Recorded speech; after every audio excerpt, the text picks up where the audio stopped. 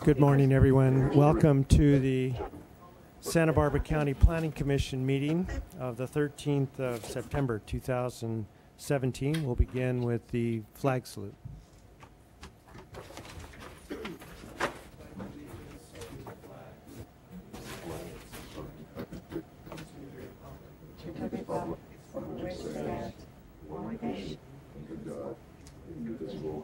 Liberty and justice for all.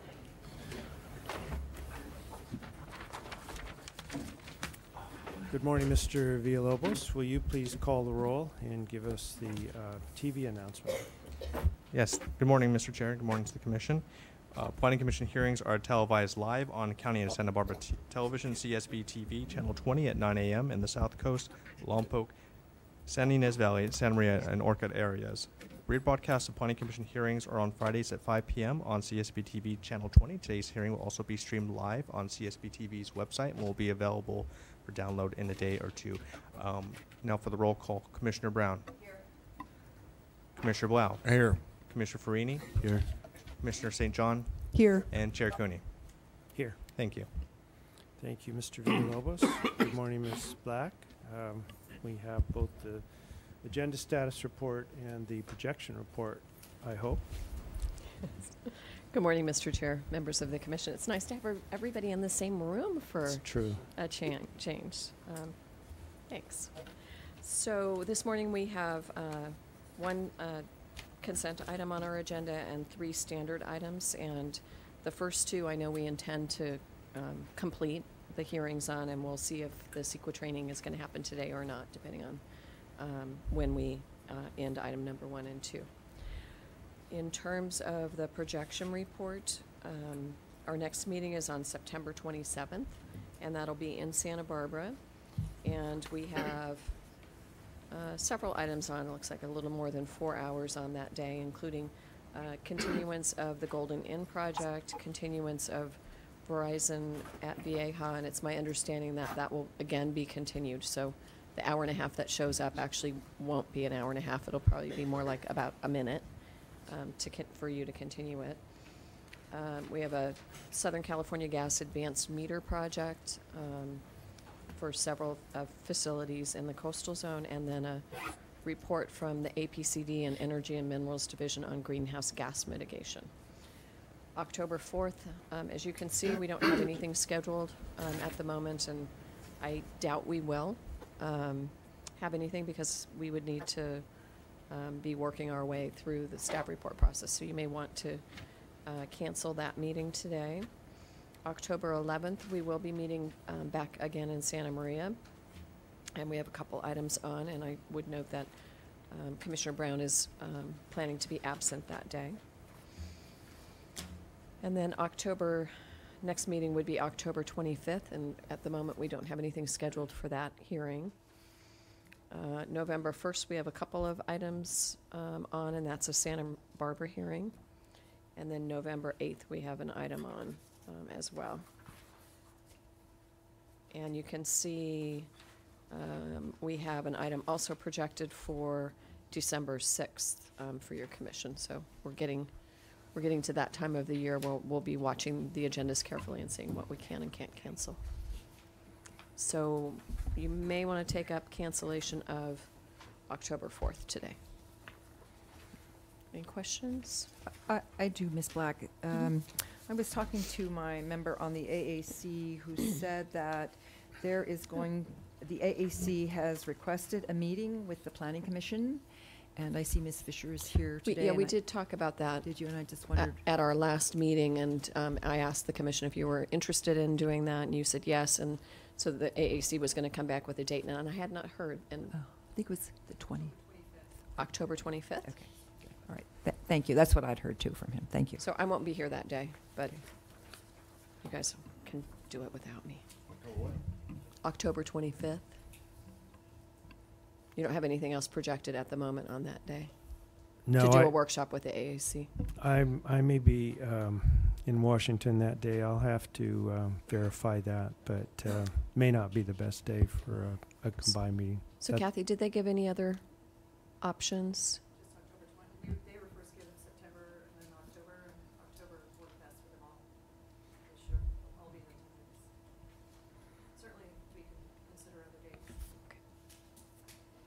Well, we can look at another date if that's what the commission would like to do, maybe into November.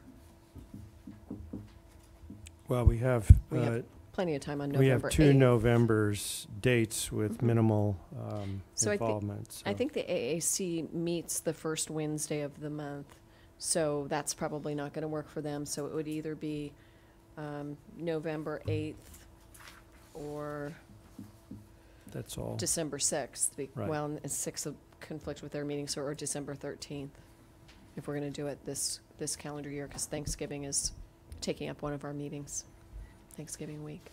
Let me ask my fellow commissioners if November 8th is a possibility on your schedules at this point. That's fine by me. We've got nothing. You only got one item on November 8th, and I, you know, and I'm. Would they prefer the meeting in Santa Barbara as opposed to Santa Maria? Kathy, does it matter if the meeting's in Santa Barbara or Santa Maria to the AAC? They haven't shared any preference with me. Okay. I think they're kind of split, south Okay, and, so south and November north 8th works fine by me. appointees, so. Why don't we pencil in Try for the November 8th? on our calendar? That's a Santa Maria meeting. Perfect. We'll do that. And having said that, I'll go ahead and make a motion that we cancel the October 4th hearing.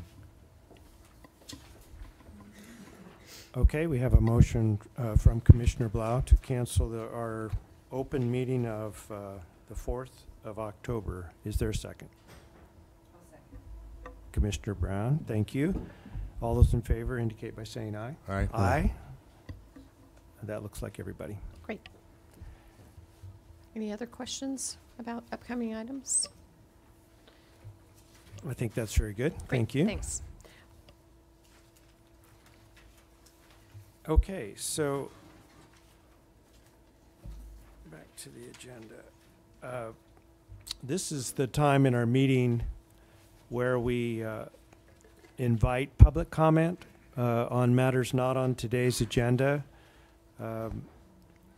on any subject that might be of interest to the Planning Commission and the public. Do we have any public speaker slips?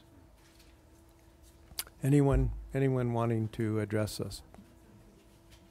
Okay, it looks like everyone's here for something on the agenda today.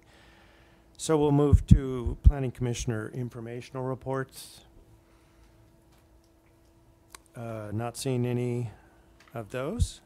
We'll go to the minutes. We have one set of minutes, August 30, and because Commissioner St. John missed one of the items, I would take a motion to approve the matter which she was recused on. That's the Tehigas landfill matter. Did everyone have a chance to review those minutes? And if so, do we have a motion? So moved. Commissioner Blau, Commissioner Second. Farini seconds. All in favor, say aye. Aye. Aye. Commissioner St. John Abstaining. abstains. Okay, now we have need for a motion on the balance of the October 30 minutes. So moved. Yeah, So August moved. 30. Right. Thank you. Is that a second? Commissioner Brown? All right. We have a motion from Commissioner Blau, a second from Commissioner Brown. All in favor, say aye. Aye. Aye. Okay, that takes care of the minutes and brings us to the director's report. And is our Good morning. director here? Oh, there he is. Good morning to you, Dr. Russell. Good morning, Mr. Chair, Commissioners. Pleasure to be here as always.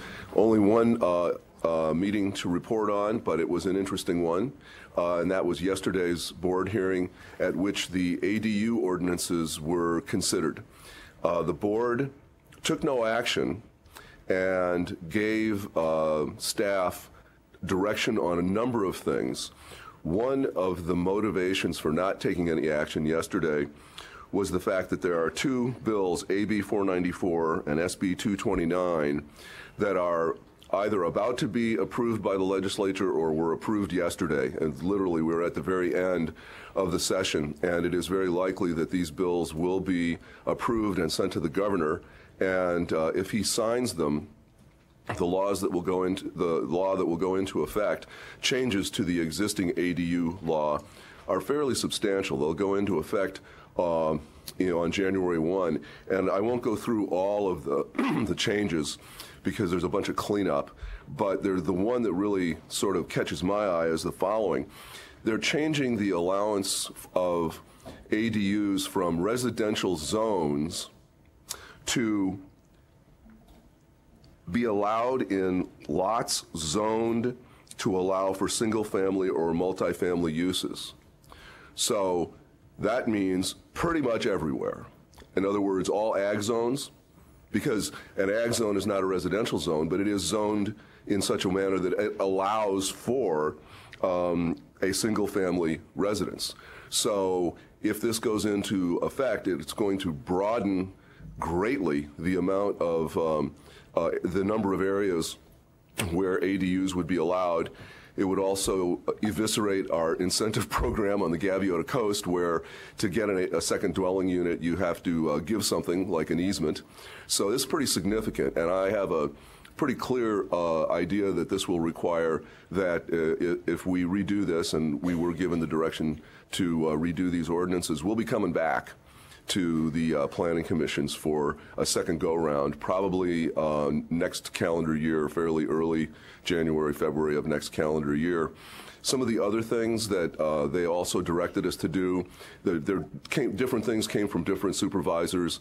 They want us to talk to HCD first, show them what we're bringing forward to the planning commissions on the board, and get their input. Right now, the law says you got to send it to them after it's adopted, but they'd like us to do that. They want a clarification on what you have to do in 120 days. In other words, is it just a land use permit, or is it the building permit too? I think it's the land use permit, but we'll clarify that. There was a requirement coming out of related to septic that they wanted us to look at. At least one supervisor felt that having a permit which is appealable, such as a land use permit, was too much discretion, and it should be more ministerial.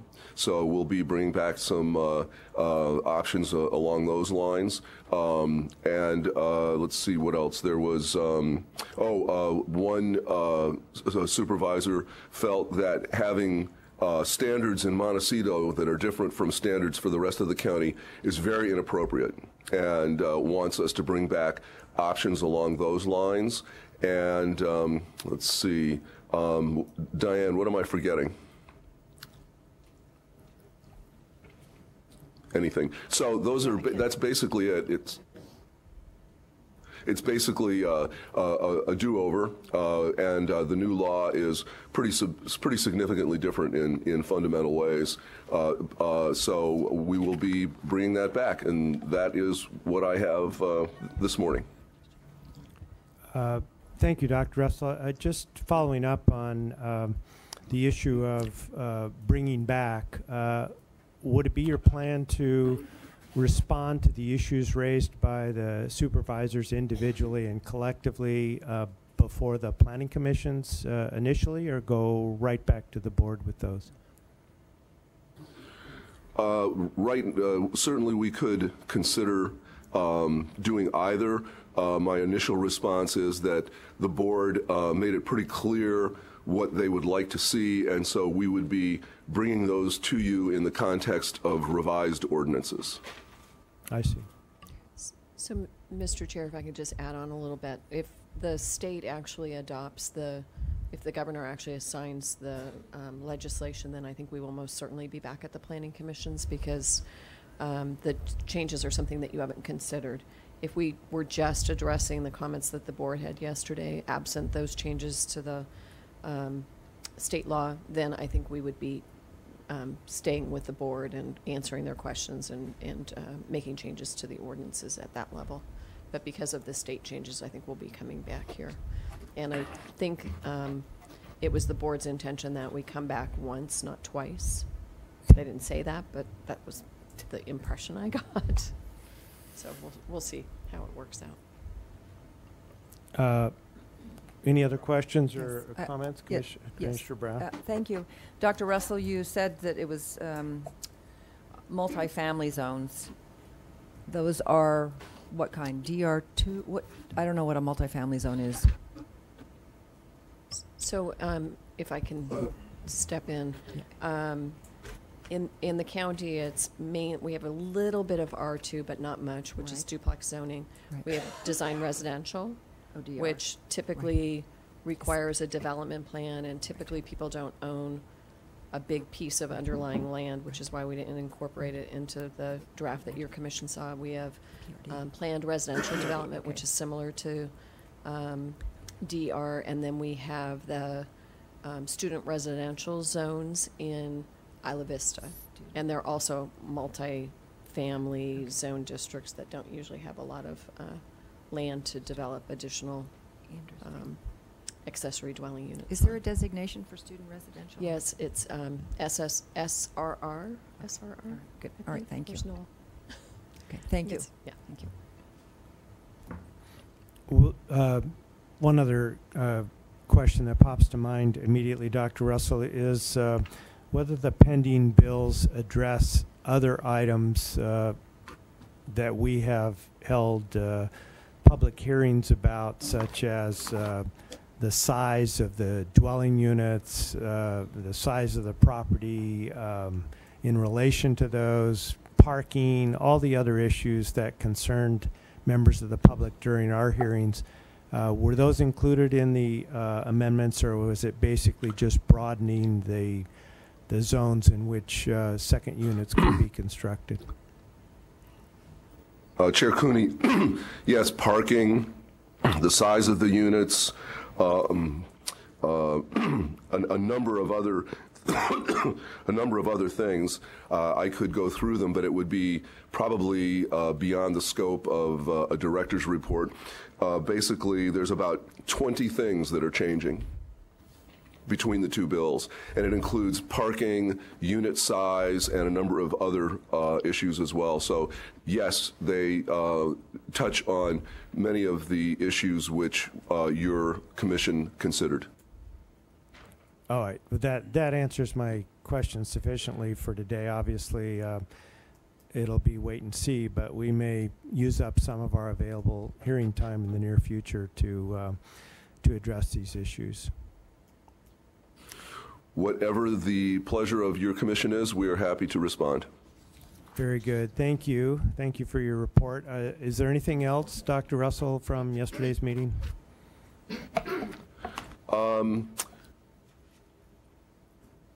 Not that comes to my mind most immediately that would be of interest in reporting on.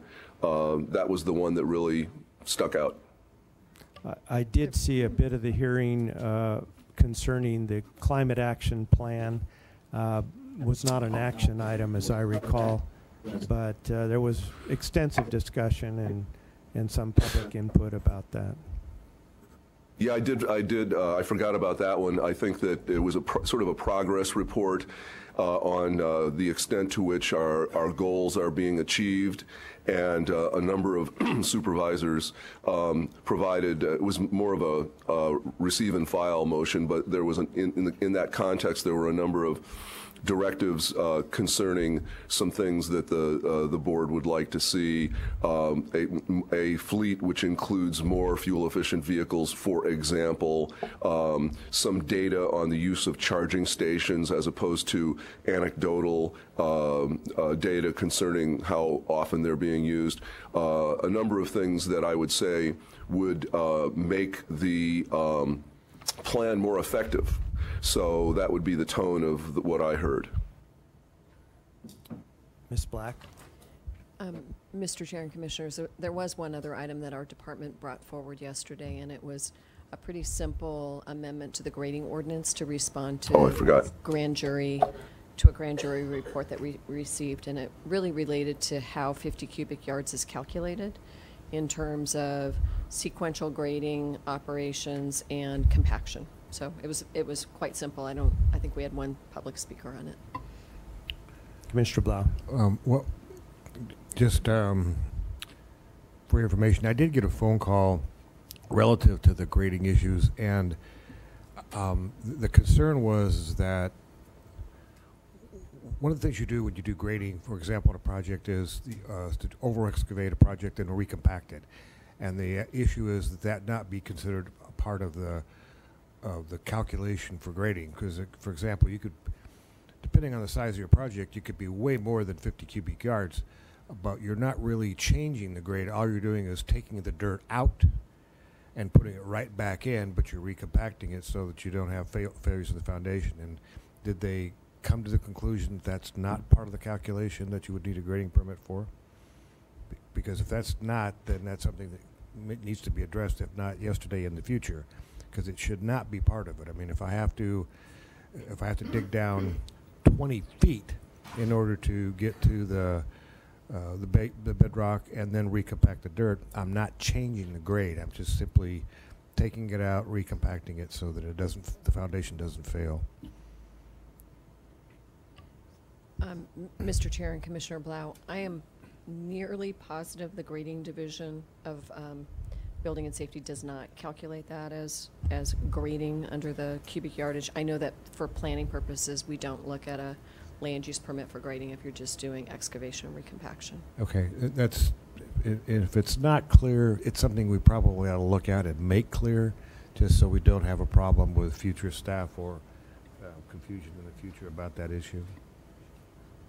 But the 50 cubic yards is an exemption from getting a grading permit. So the worst that would happen is someone would have to get a permit, even if it was read that way.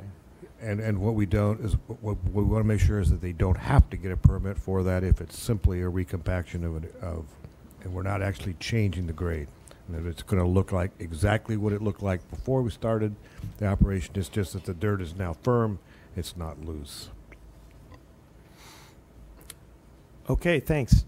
Dr. Russell, sorry to detain you, but obviously it was an interesting meeting yesterday, and we're always glad for your reports.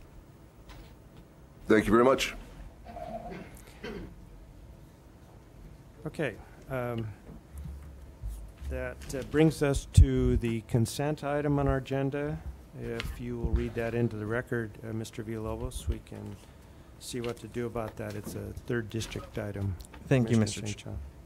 Chair. The following is a hearing on the request of Jason Tamura of Urban Planning Concepts, agent for San Ynez Valley Airport Authority, to consider case number 17 TEX13, application filed on June 30th, 2017, for a 1-year time extension to September 24th, 2018, for case number 10 CUP 36, and to accept the previously adopted mitigated negative declaration, case number 12 NGD 11, as adequate environmental review for case number 17 TEX13 pursuant to section 15162 of the state guidelines for implementation of the California Environmental Quality Act. Commissioner St. John, any comments about this matter? Thank you, Chair Cooney. Going through the item, it looks like the airport authority is trying to get together the funds to do this very important project, and they need it for FAA compliance. It doesn't look like any of the conditions that were studied in the mitigated neg deck have changed significantly. So I am interested to hear from any concerns from the fellow commissioners, but otherwise I'm ready to move approval. Anyone want to take this off the consent agenda and discuss it further? Commissioner Blau? No, but I'll second the motion for approval. All right, we have an indication of 2. Are there any other comments from commissioners? Commissioner Brown? No. Mr. Chair. All right. We can ask for a public comment. Oh, yeah. Are there any members of the public that are here for the consent item C1, Santa Ynez Airport Authority? Not seeing any. Okay. Then we are ready for the motion. Commissioner St. John, will you formally make it, please? Yes. Move approval of the consent item. Do I need to read it? Or I'll second it. All right, we have a motion from Commissioner St. John, seconded by Commissioner Blau. we're all here. All those in favor of the motion indicate by saying aye. Aye. Any opposition or abstentions? None, so it's unanimous. Are we ready to go to item 1, our regular agenda? Let's just take 5 minutes off record so we can get set up for that, and we'll be right back and ready to go.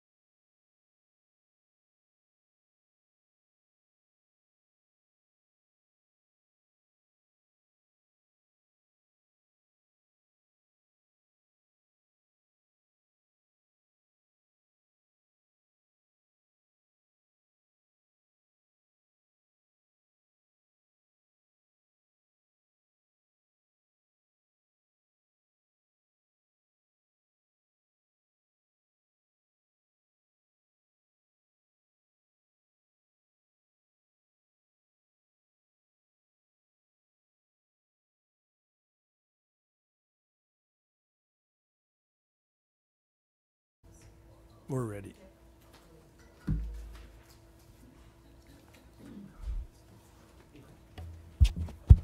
We are back on the record. The Santa Barbara County Planning Commission meeting of today, the 13th of September, and we've reached item 1 on our agenda. Mr. Villalobos, please read that into the record. Thank you, Mr. Chair.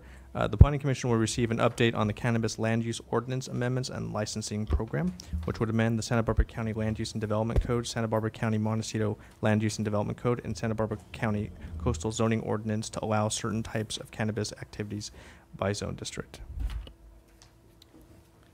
Thank you very much. This is an update, so staff, who do we have presenting today? So, Mr. Chair, members of the commission, I think that Mr. Bozanich is going to start off. Is that right? We've got a team for you to provide this update. Great.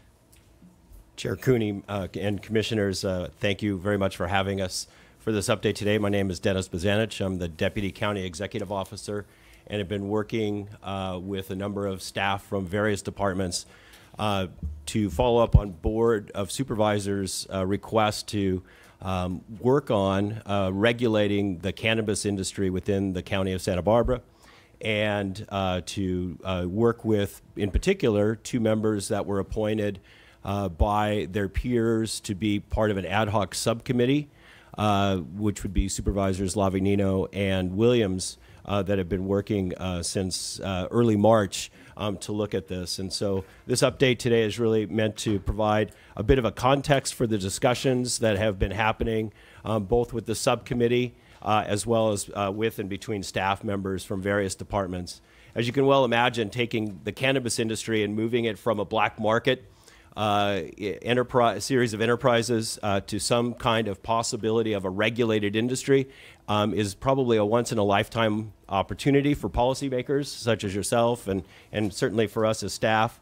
And so it has been a complicated series and complex series of decisions and processes, not necessarily helped by the context that we are operating within, because the state of California is also still in the process of rulemaking and regulation and developing regulations for the cannabis industry. So just as a way to start, I think it's important to note that Senate Bill 94 was passed by the legislature in late June as part of the budget trailer bill package, was signed by the governor very soon afterwards. And what Senate Bill 94 did was to really create a single system for the administration of both medical as well as recreational cannabis licensing activities. It included some very significant changes to the existing state laws that were developed as part of Prop 64, the Adult Use of Marijuana Act that legalized after January 1st, 2018, the recreational cannabis industry. It took that and melded it together with the existing rather complex and ever-evolving medical cannabis regulations in the state as well. And the purpose of that was to really improve public safety overall by having one system that was much clearer and easier to administer from a state's perspective. It also regulated the methods of tax compliance for those who were engaging in cannabis-related operations. It set standards for testing and for the packaging of those cannabis products. And finally, it established the collection of data related to driving under the influence and set up some grant funding using those tax revenues that the state is anticipating from the cannabis industry to fund studies in looking at the very serious issue around driving under the influence of cannabis. It's also important to note, as part of the background for the work that we are doing and for you as a policymaker, is that the federal status of cannabis has not changed. It continues to be a Schedule I drug. It continues to be one where it is unclear at this moment in time what the Trump administration and particularly Attorney General Sessions intends to do about cannabis.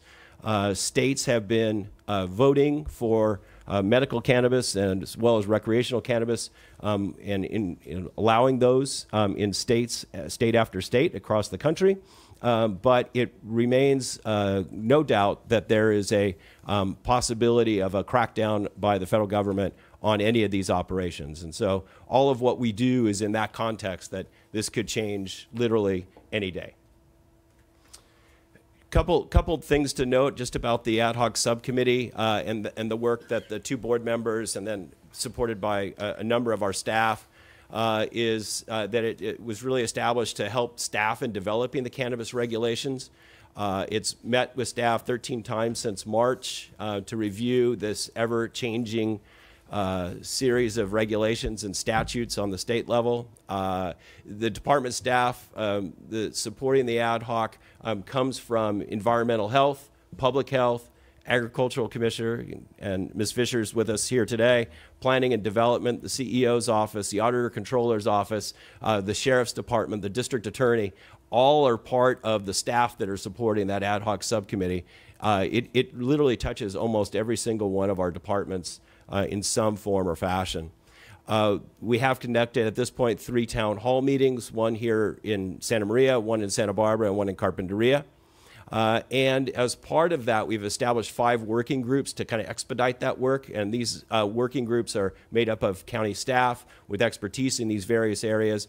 One on land use and development code amendments, another one on business licensing, and we'll speak more about kind of this difference between business licensing and land use in a moment. Also another committee, a working group to look at the tax measure, a possible tax measure, and we'll talk a little bit more at the end of the presentation about that. Another one of our working groups is to look at the health impacts and public education related to health impacts of cannabis, and then also enforcement planning, and that involves our sheriff's department as well as our district attorney, as well as code enforcement from planning and development. The board did ask that the county staff initiate a cannabis registry and that last spring, and we did start that, and we in April, and it closed the registry, which was an online registration process. It closed on June 30th. It was really designed to collect data on past, present, and future cannabis operations within the county. Its purpose was to then use that data to help with both the economic analysis as well as the environmental analysis that are being conducted by consultants on the possible cannabis operations. Just to give you kind of a little flavor, we haven't dug at this data very much as staff. We've really handed it over to our consultants, but just a little kind of overview.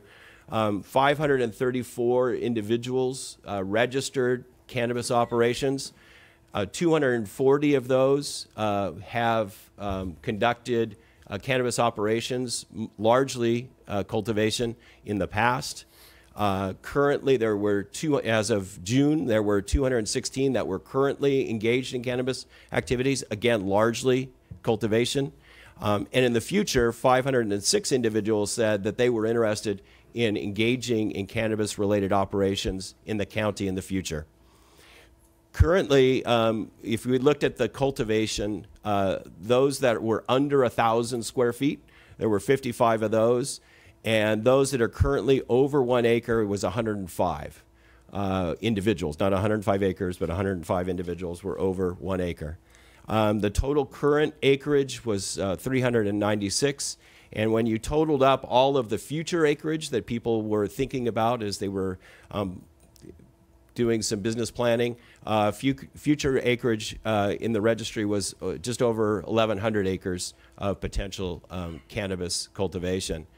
And when we looked at a breakdown of the number of individual registrants, in Carpinteria there were 52.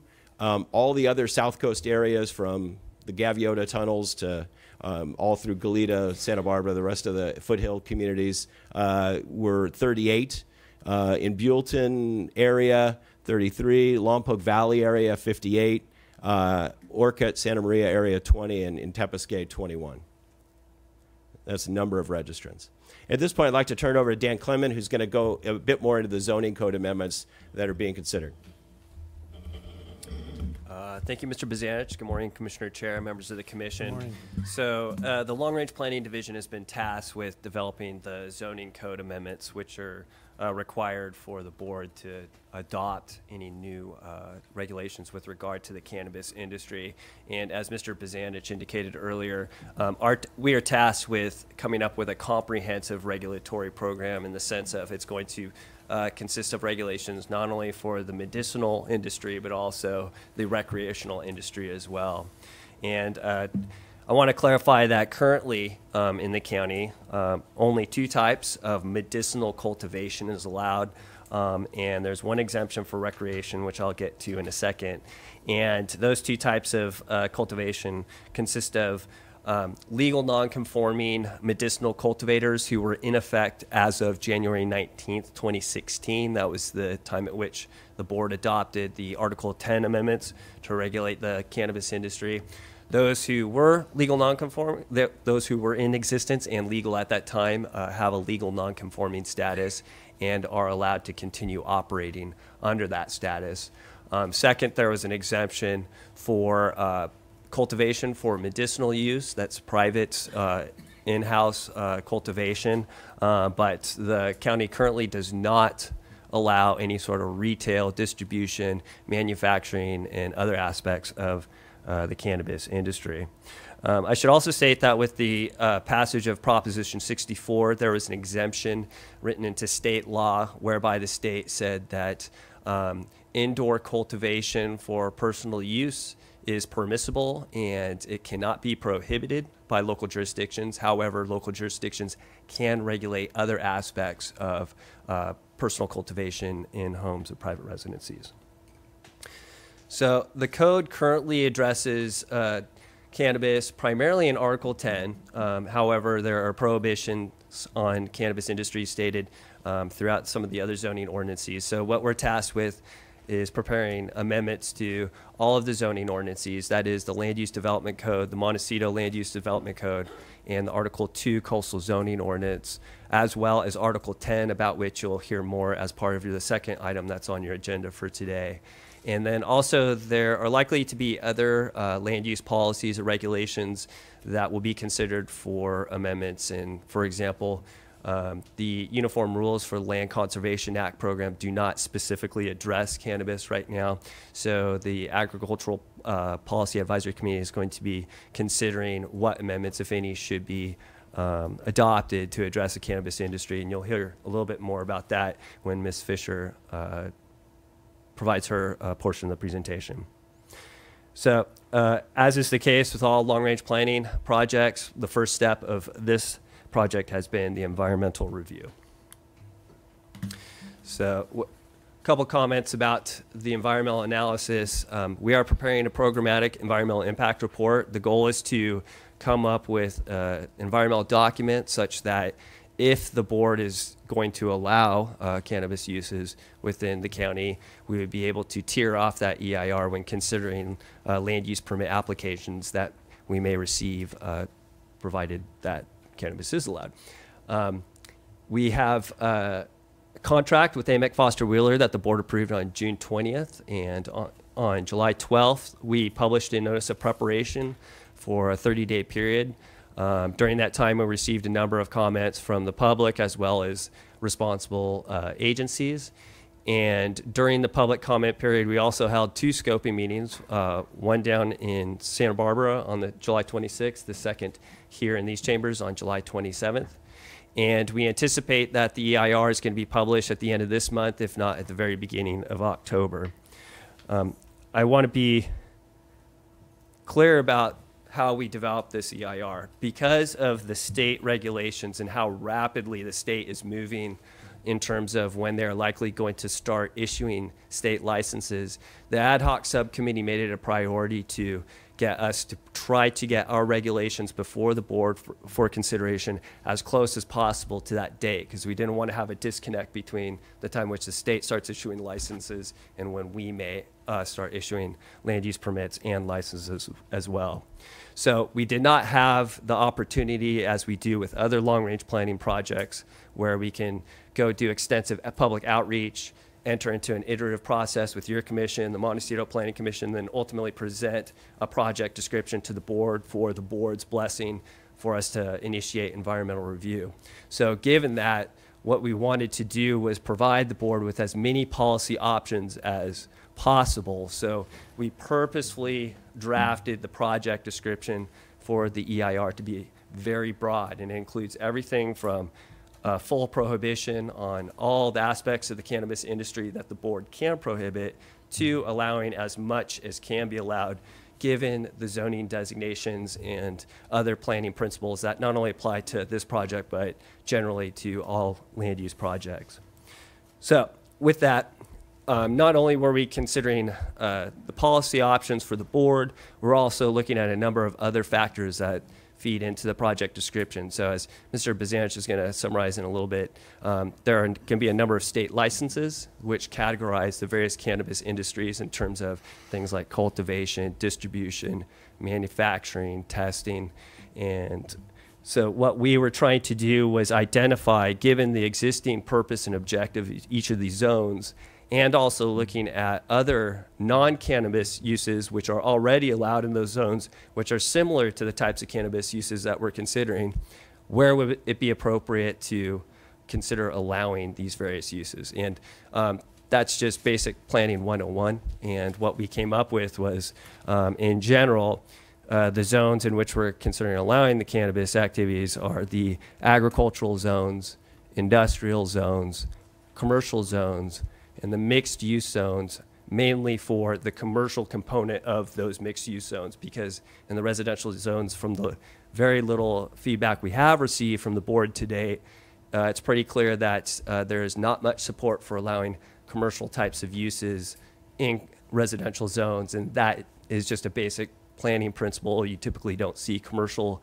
activities of any sort, be it cannabis or otherwise, in those zones. So once again, we're hustling right now. We're already seeing draft chapters coming from AMEC Foster Wheeler. We're doing our best to review these and get them back to them for publication once again at the end of September. And I encourage everyone to watch the board hearing next Tuesday, because Mr. Bazanich and I are going to provide a much more detailed discussion on the cannabis license types and the uses that we're going to be considering. And then also I encourage your commission to invite us back during the public comment period for the draft EIR after it's been published and you and the public have had the opportunity to read that and see what we've come up with, so that we can clarify any questions that you may have. So with that, I'm going to turn it over to Ms. Fisher, and she's going to provide an update on some of the agricultural related aspects of this project. Good morning, everyone. My name is Kathy Fisher, and I'm the County Agricultural Commissioner. And not only are we having to deal with cannabis for medicinal and recreational purposes, but we have another variety of cannabis, also known as industrial hemp. The California Industrial Hemp Farming Act, AB 566, was signed into law to authorize the commercial production of industrial hemp in California. The act became effective on January 1st, 2017, due to a provision in Prop 64. As directed by this act, the California Department of Food and Agriculture, also known as CDFA, is developing a program to administer this new law. The first step is to establish an industrial hemp advisory board, and with the assistance of this advisory board, CDFA will further develop the registration process, fee structure, regulations, and other administrative details as necessary to provide for the commercial production of industrial hemp in accordance with this act. Now, industrial hemp is produced for manufacturing purposes, as if for fiber or oilseed production or both. It is a subspecies of cannabis sativa, but the difference is that there can be no more than 0.3% THC. And it's also important to know that industrial hemp is also identified by the Federal Controlled Substance Act as a Schedule I drug. Next slide, please. California Department of Pesticide Regulation is required to develop guidelines for cannabis and industrial hemp cultivators for pesticide use, residues, and training requirements for employees. These guidelines are due by January 2018. County Agricultural Commissioners will be responsible at the local level for pesticide enforcement involving cannabis cultivators and provide training and outreach to a cultivating community who has not been a part of an extensive regulatory program. Cultivators are currently required to obtain an operator identification number from County Ag Commissioners annually and are required to submit monthly pesticide use reports. Next slide. In addition to cannabis cultivation, commercial devices that are used in connection with the sale or distribution of cannabis are required to be type approved by the California Department of Measurement Standards and registered with the County Ag Commissioner's Office. These devices are to be inspected by County Weights and Measures inspectors for accuracy annually. Retail distribution of packaged cannabis products are also required to meet packaging and labeling requirements as defined in the Business and Professions Code and inspected by County Ag Commissioners' Weights and Measures inspectors as well. During the September 1st, 2017 Ag Preserve Advisory Committee meeting, they decided that cannabis is considered a compatible use according to the uniform rules. But they've also said it will not be considered an agricultural commodity based upon how it is defined by law. But they also have decided that it can be cultivated on contracted land, but not counted towards annual production value. The item will be returned to the APAC after the draft EIR is published.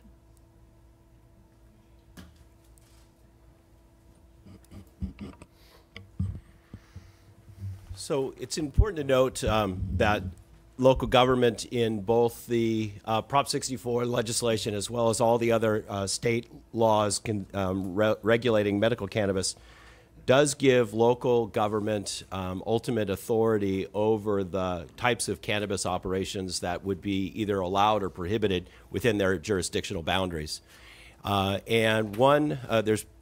If we want to think about it, one of the things that we are conscious of is that prohibition is certainly an option going forward for our Board of Supervisors to act about cannabis operations in the unincorporated part of the county. But there's also a regulatory scheme that allows us to not only require land use permits, as were just described and are being analyzed as part of the environmental impact report, but we can also require them to hold a business license. And the way to think about this is that often the land use permits are going to describe where something can occur and what conditions under which it can occur. Or it can prohibit those things from happening as well. So I always think of the land use permits as really regulating where it happens and how it happens. So, for example, we could insist on odor control systems, within those greenhouse operations, or other kinds of security measures that might be a part of those land use permits. Another aspect of regulation is the business licensing, and that really regulates who can conduct the business and what kind of businesses they can conduct.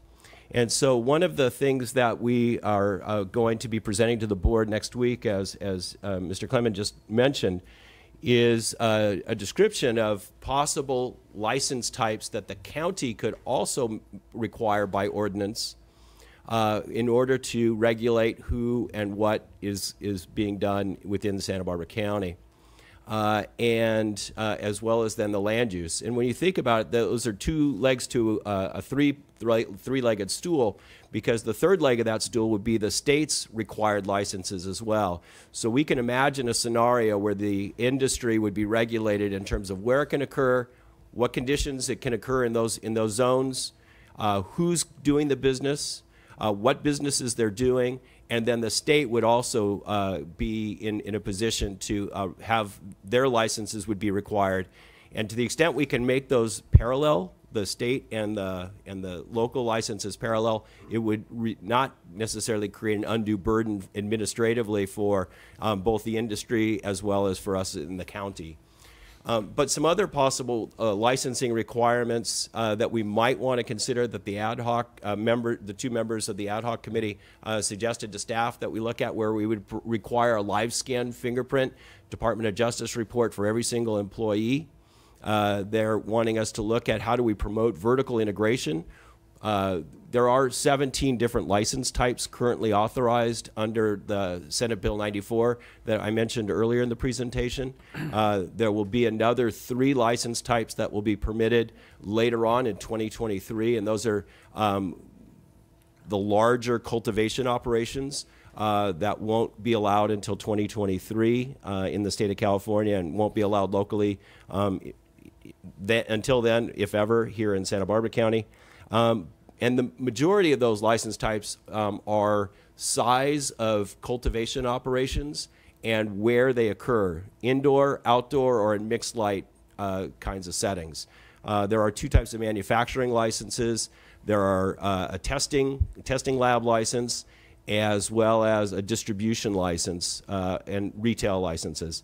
And then a couple other ones, nursery, one called Cottage, which is a very small cultivation license, and then finally one called the Micro Business, which has kind of an integrated component of being able to cultivate a limited amount of cannabis, be able to do limited manufacturing on that cannabis, and also would allow you to do retail sales.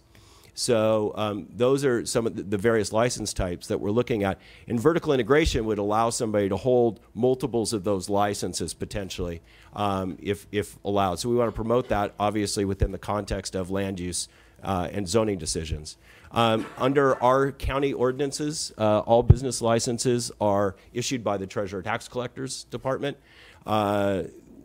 The subcommittee thought that a limited amount of retail licenses would be okay, that we would want to connect all delivery operations to brick and mortar retail operations, so that you wouldn't just have people driving around with trunks of cannabis that weren't connected to some kind of a brick and mortar retail outlet with security attached to that.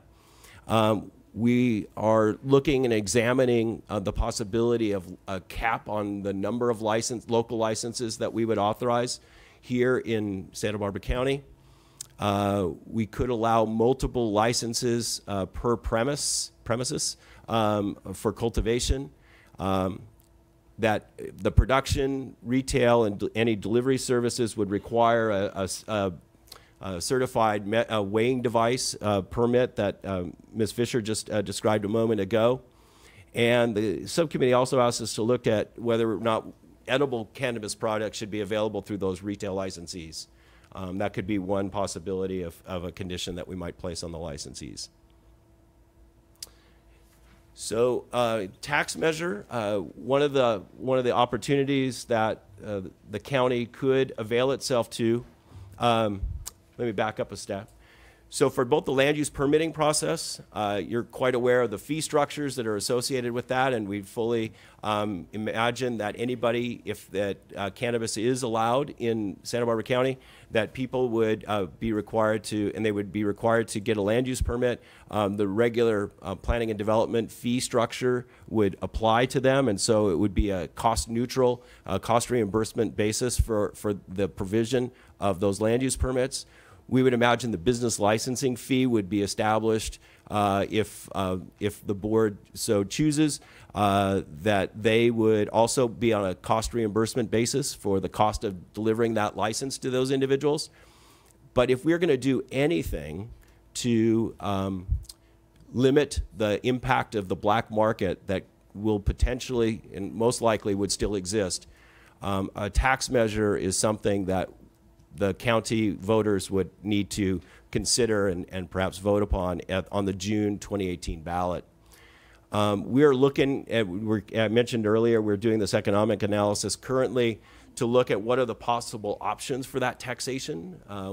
This is one of the tough things to consider, because the state has already put in place their taxes, and they're frankly quite high. And large additional taxes could be a disincentive for people participating in the regulated market, and would allow them or give them the thought that they would want to consider staying within the black market. And so we're carefully analyzing what those tax options are, and we'll be bringing those to the Board of Supervisors for a discussion probably in November when we're got those options laid out kind of much more clearly. That said, I think there are some opportunities for us to think about how do we raise those kinds of tax revenues to really make a significant push at limiting the impacts of the black market in the county in order to make those licenses valuable. Just to wrap up here, here's our project schedule. We have the draft EIRs currently being worked on, and as Mr. Clement just mentioned, we're looking at late September, maybe early October. We have already established a couple of EIR public comment meetings, October 12th in Santa Barbara, October 17th here in Santa Maria, to receive public comment on that draft EIR. Coming back in October, there's going to be, today you're going to see and give comment and your perspective on the Article 10 ordinance amendments. So that's happening today, and then the Board of Supervisors would consider those on October 17th. The 19th, and I'll just keep highlighting that as kind of a key moment in this whole process, where the Board of Supervisors are going to be asked to weigh in on which license types would they like to see included. Would they like to see a prohibition on everything? What land use designations they'd like to see conceptually being brought forward for consideration in the future. In November, there will be another status update, and as I indicated a moment ago, it's probably going to really focus in on the economic analysis, tax measures, and those pieces, as well as some staffing impacts that we're now calculating now what we think this is going to require in terms of staffing. And then from December through February, preparing the final EIR, preparing those draft ordinance amendments for decision maker hearings, and we've got a tentative schedule for Montecito Planning Commission as well as this body in January, and then consideration by the Board of Supervisors in early February. And again, most of this is, as Mr. Clement just mentioned a moment ago, this is mostly being driven by the fact that on January 1st, state license applications are likely to become available.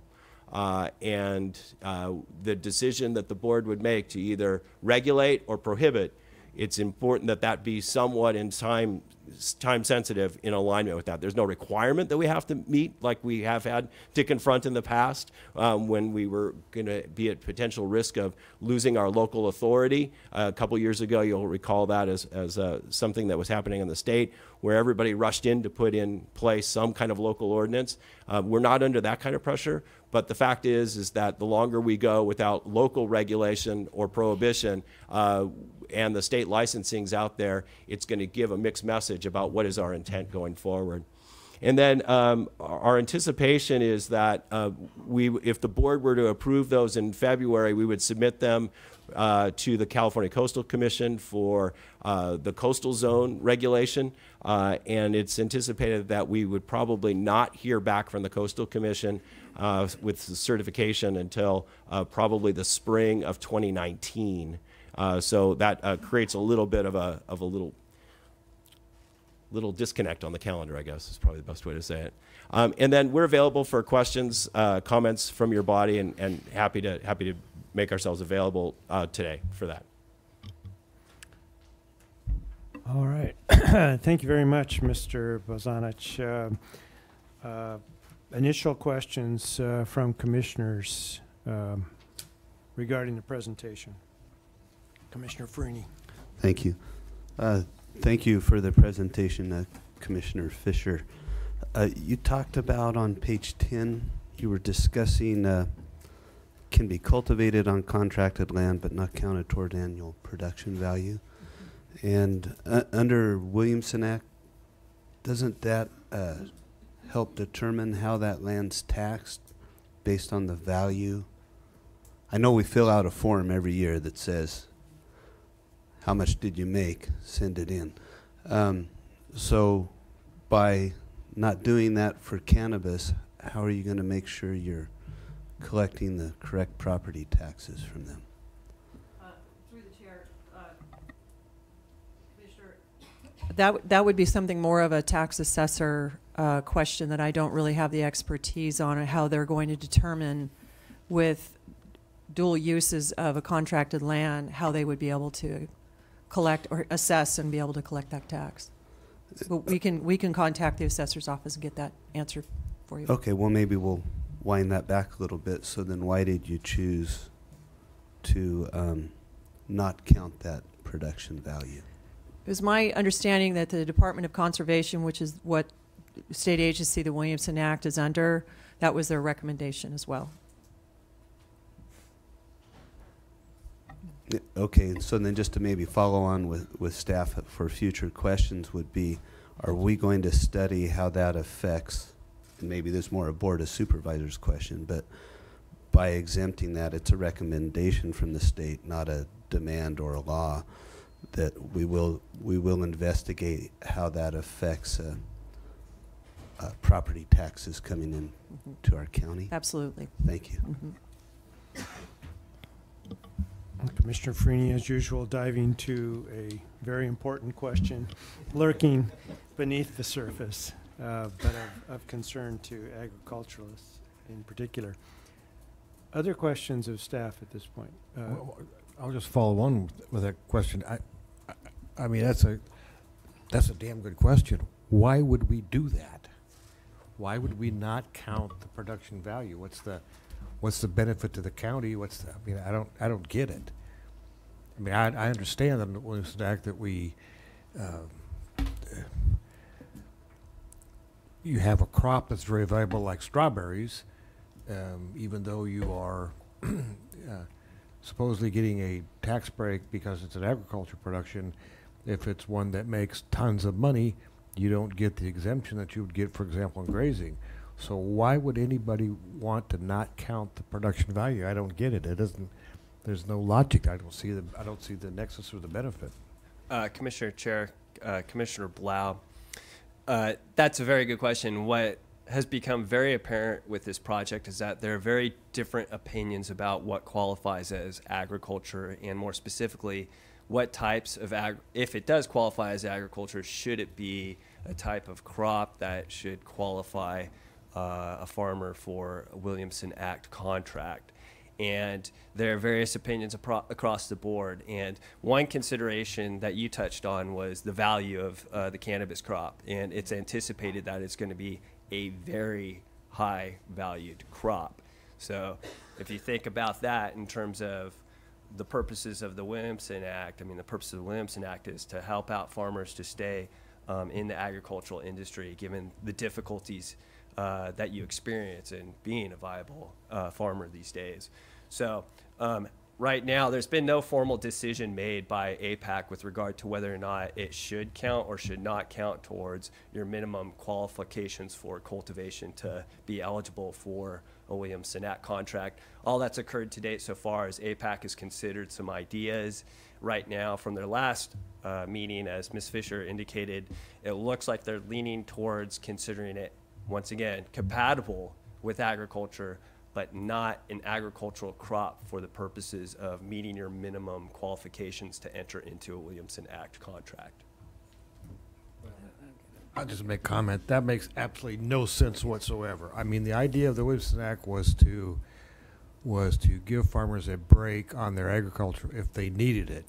But if you've got a high value crop like cannabis or like strawberries or like other berries, you don't get a tax break. As a matter of fact, we're finding people don't put the property in the Williamson Act if they've got a high value crop because there's no benefit to doing that. So I don't get that recommendation at all, and quite frankly, can't imagine me supporting it going forward, and I can't imagine why you would want to do that. I mean, if it was a low value crop and I was going to be reducing the property taxes, I understand why you would not make that calculation. But if we're talking about a high value crop that's going to, so there's no reason in order to have a tax break on the property taxes. I can't imagine you not counting it. So just a comment. I don't get it. Commissioner Brown. Yeah, thank you. I have a series of questions for all of you. So here goes. So for Mr. Bozanovich, because of the Fed status, is the county, are there going to be any consequences to the county for enacting any of the ordinances or regulations? Do we have to be mindful of that? Chair and Commissioner Brown, we have to be conscious of it. But I would, defer perhaps to counsel, to Ms. Hartley, to talk about it from a legal risk standpoint. Because I think that's where you're headed. I do think there are some other dimensions to this that are important to note. Just for your background and understanding, one of those is the utilization of all cash to pay fees and taxes by cannabis operators if we were to license that, and then how do we bank those proceeds from those fees or from tax revenues in the future. So it's a challenge because anything that touches the Federal Reserve System is potentially going to create some questions. So we're looking at those. We're working, with Treasurer, Tax Collector, and others to consider those. But I don't know, Ms. Hartley, if you want to just kind of weigh in on the question that I think the commissioner was asking is, what legal risks are there for us as a county doing this, given the federal status? So, Chair and Commissioners, as Mr. Bozanich mentioned, cannabis or marijuana is still considered illegal under federal law, and that is something that we're considering as the county moves forward with proposed regulations to ensure that we have protections in there for our county in terms of how we process applications. Well, so by accepting cash to pay taxes or other fees, that's an issue? Is that what I'm hearing you saying? I'm just saying it's something for us to be conscious of. I know we're having to take into consideration. I mean, just a thought. When there are some operators today that are paying the IRS their taxes, and the IRS gladly puts their money in the bank. Okay, So it doesn't seem like it's too hard and fast a rule when it comes to paying their quarterly withholding taxes, for example. But it adds actually a much more physical kind of question. Yeah. So if you have to pay $250,000 in quarterly withholding taxes for your employees, and you have all cash, you're walking in and carrying around $250,000 in cash. Security issues, space issues, time to count that money to be able to generate a receipt. All of those things are important considerations that the county is having to take into consideration as we begin to develop this or consider creating a regulated industry here with cannabis in the county. The economic study will be out. Do you know about when? I'm awaiting kind of a final determination on that. I suspect it'll be completed by around the 1st of October, and staff would want some time to digest that. But it'll be a partial subject of the board meeting in November, where we'll be discussing tax options and some of those economic impacts and staffing.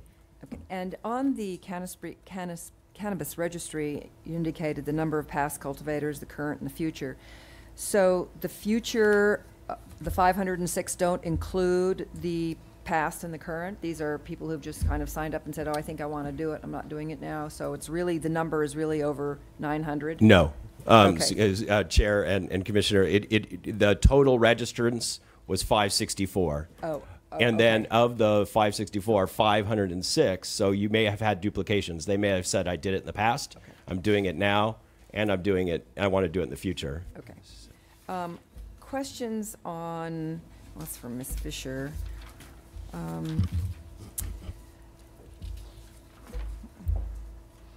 Ms. Fisher, enforcement costs. So how is that, I'm not sure who that belongs to, I think that's for you, but how is that being incorporated in all your tax measure and fee study analysis?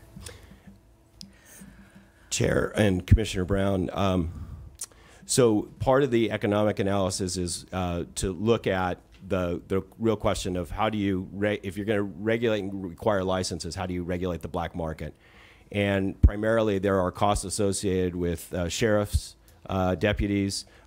We mentioned earlier today, building code safety violations are another dimension of that. And then we want the district attorney to be able to prosecute those cases. And I'll just add another little policy interest question here is that in a current era here in California, particularly where we're decriminalizing a lot of cannabis-related offenses from felonies to misdemeanors, the idea of enforcement, especially from a legal perspective, is a constantly challenging kind of consideration that we have going forward. So the folks who are conducting that economic analysis for us are looking at those regulated costs of creating that regulated market and especially addressing the black market issues. Okay. A question, I have a bunch of questions for Ms. Fisher on processing or on ag issues, and I don't know whether this is the time to do it or if we can get you back at some other future meeting, because I think if we're going to be doing ordinances on cultivation or production on ag, that we need to have some understanding of the ag issues more broadly than just, we're growing strawberries over here and cannabis over here. So I don't know whether or not we could get you back, because I do have a list. I've talked to you before individually, but if you'd be willing to come back, so we could get some insight into what it is. I know we've got our own farmer here who could probably give us some insight, but I would like to get some of yours to help us understand some of the issues related to ordinances of the writing. Certainly, I would be glad to, Commissioner Brown, through the chair. I think that would be probably a number one agenda item that you would have to discuss with the Ag Advisory Committee meeting coming up, because they're made up of representatives of each of the commodity groups within the county. So that's a perfect opportunity as well. And you will be at that Absolutely. meeting? Okay. Can you just speak to the moment on the industrial hemp? Is it likely to be grown here? Do we have the kinds of conditions that will favor its cultivation? We do have some interest. In fact, it is being grown at this point in time. Okay. We have those that are testing it to see if it can be grown, because that's not known at this time. But there seems to be some interest. And are there similar issues with that as there are with the cannabis and the odor issue, for instance?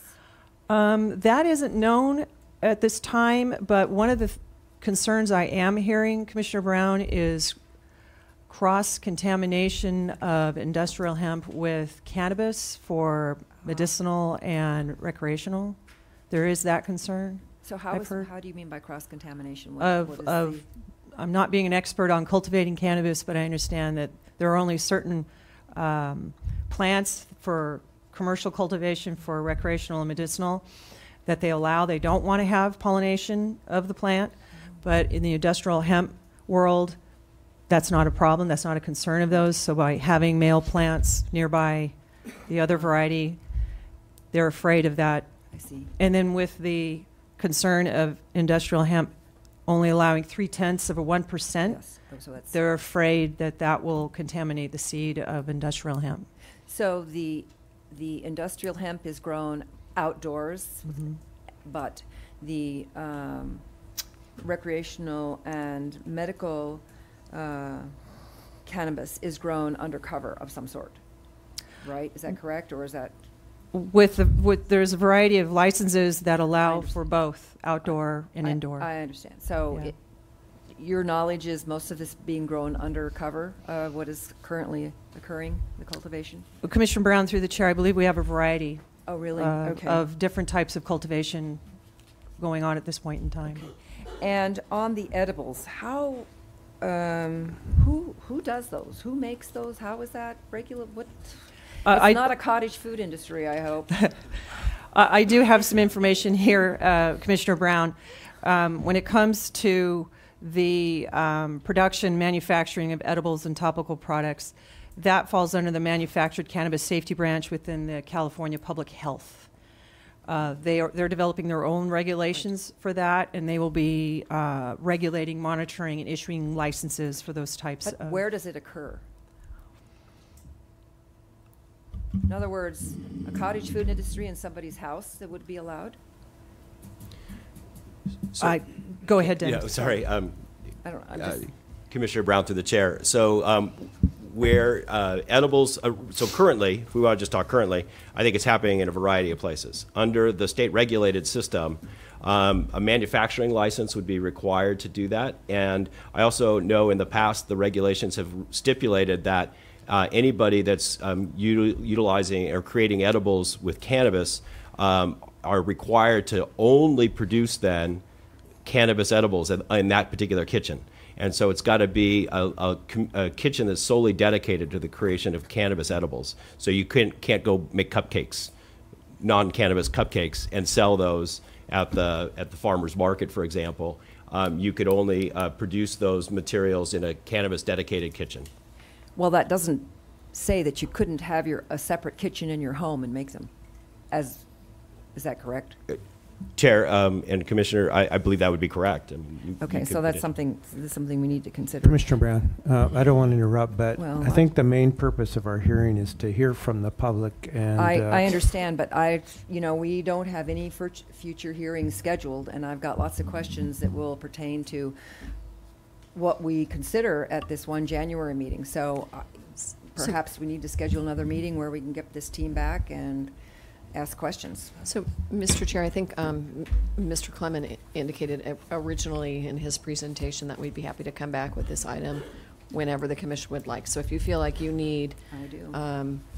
more hearings, another hearing or two before you are asked to take action on the actual ordinances in January, we're happy to schedule those, and I think you have time. Okay. So you just need to let us know what you think you need at. Okay. Well, the Commissioner, conclusion of this Commissioner hearing. Brown is entitled to ask all kinds of questions, and I don't want to limit the questions. What I'm concerned about is hearing the audience today. and I getting want them to hear from them too. It's very important. But I think that I would like to get some certainty that we will have another hearing, at least a minimum of another hearing this fall, so that we can at least start on the road to becoming educated and informed about many of these issues. And as we hear from the public, we'll, I'm sure, get even more further questions. So perhaps before we leave this topic, at the conclusion, that we could look forward to scheduling another hearing with perhaps the same team. Absolutely. Okay, thank you. And with that in mind, do you have any others that you want to Oh, ask I do. them? I have some land use issues, and, I've got another half hour's worth of questions. Okay. But I'll wait for that other hearing. Commissioner Chair, just one last comment with regard to Commissioner Brown's last question. I just want to clarify, manufacturing will not be allowed in any residencies according to the EIR. So where, once again, as Mr. Bazanich indicated, the point is to try to get those manufacturing activities in those zones where it is appropriate and can be regulated in conformance with the state regulations, which you just indicated. So there'll be some indication in the ordinances that that's where edibles will be manufactured. Yes, ma'am. It'll be very clear. Okay, thank you. This process today is a learning one for us up here as well as the public, and there's a great deal to learn. We've gotten just the tip of the iceberg from staff this morning, which has stimulated a lot of questions, and I'm sure on the part of both the public participating today and in future hearings. So we'll count, and I think it's a good idea, Commissioner Brown, to instruct our planning staff that we would like to schedule another hearing with county staff as this goes along. As is indicated, next week, next Tuesday, before the board, there'll be significant exchange and some questions answered, so we can continue to follow the process in our own venue. And could we make sure that it's a South County meeting, please? Thank you. Commissioner Blau. Yeah, I just have one issue that you can bring back when we come back to the next meeting, and that is this issue of the black market not paying the taxes or not paying the licensing fees or whatever there's going to be. What is it going to be, that penalty? I've always had great concern. I know that when we talked about the Airbnb housing and the rental, short-term rentals, one of the things that always concerned me was that there was not a substantial penalty for not paying the TOT taxes. And it's just like, back in the mafia days, the reason a lot of them went to jail is because they didn't pay their IRS taxes. And to me, if you want to curtail the black market, if you made the penalties for not paying the county taxes, the county fees, so substantial that it becomes jail time in a penitentiary, I think that's your best shot at curtailing the black market. So hopefully you will come back with recommendations, or the board will take considerations. To me, that's the way you stop the black market, is that you put them in jail for not paying the fees and taxes that were due. Seems to me that's a whole lot easier than trying to let the state decide whether it's try and decriminalize the activity. Not paying taxes should be the ultimate penalty that you pay. So I'd like to just see that in the future, what you're going to propose as the penalty for not paying the fees. Okay, I haven't heard from this side of the dais. If there are any pressing questions you want to ask this time, Commissioner St. John? I just have one for Ms. Fisher. You mentioned that the potential future acreage, given the data in the registry, was about 1,100 acres. What's our current, if you have it now, what's our current agricultural acreage in production in the county? Ballpark. Commissioner, through the chair, we have approximately just not quite 1,600 farms in the county, and over half of them grow on less than 50 acres, more than half of them. So we are predominantly a very small farm by comparison type county. So as far as total acres, I don't have that figure in my head right now, but I'll have to look that up and get that back to you from our crop report. Okay, thank you. Mm-hmm. Commissioner Freeney, burning questions? It's not burning, but more of a curiosity. If it looks like staff will have a lot of information to come back with about mid-November, which lands right with the Montecito Planning Commission meeting. Is there a way to do a joint meeting on that date? Is that more efficient for staff, or is it better to keep it all separate?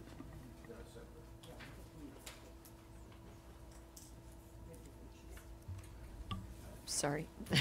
Everybody else was answering the question, Mr. Chair and Commissioners. So, you know, it's at your pleasure. I think we're happy to come to each of the commissions. I think you have sort of different interests.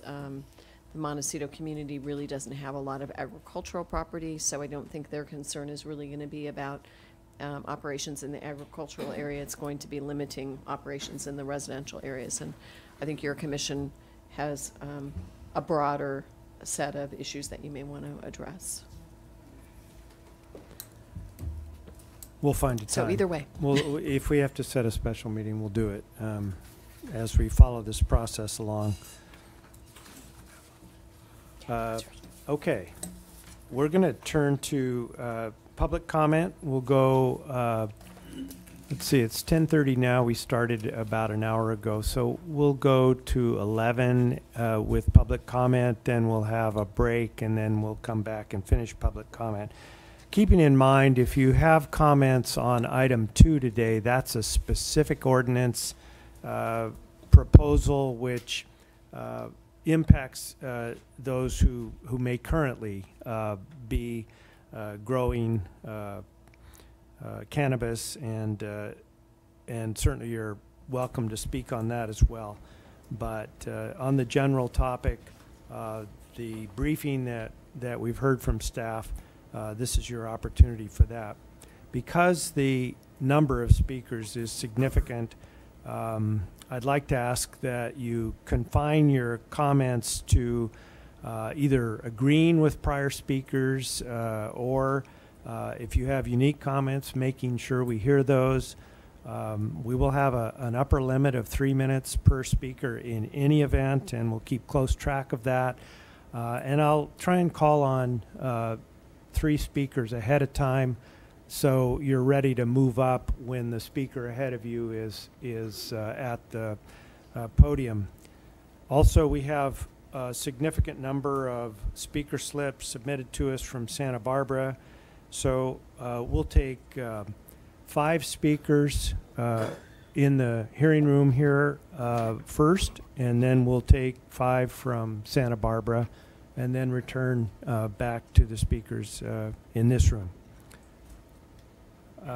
So these speaker slips were passed to me in order of submission. Some might have gotten a little out of date, but we'll try and get everybody to have an equal opportunity to address the commission today. And keeping in mind, this will not be your last chance to address both us and the board on this very important and topic of concern. The first speaker is Dave Clary. He'll be followed by Lil Clary, and then Jeannie Malone will be our third speaker.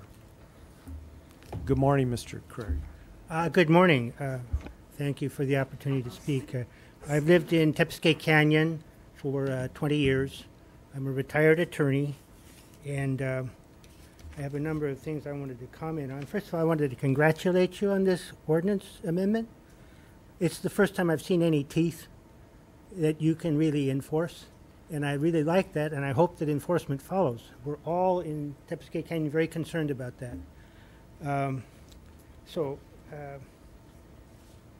I wonder, however, though, how many growers are actually going to apply for licenses under SB 94.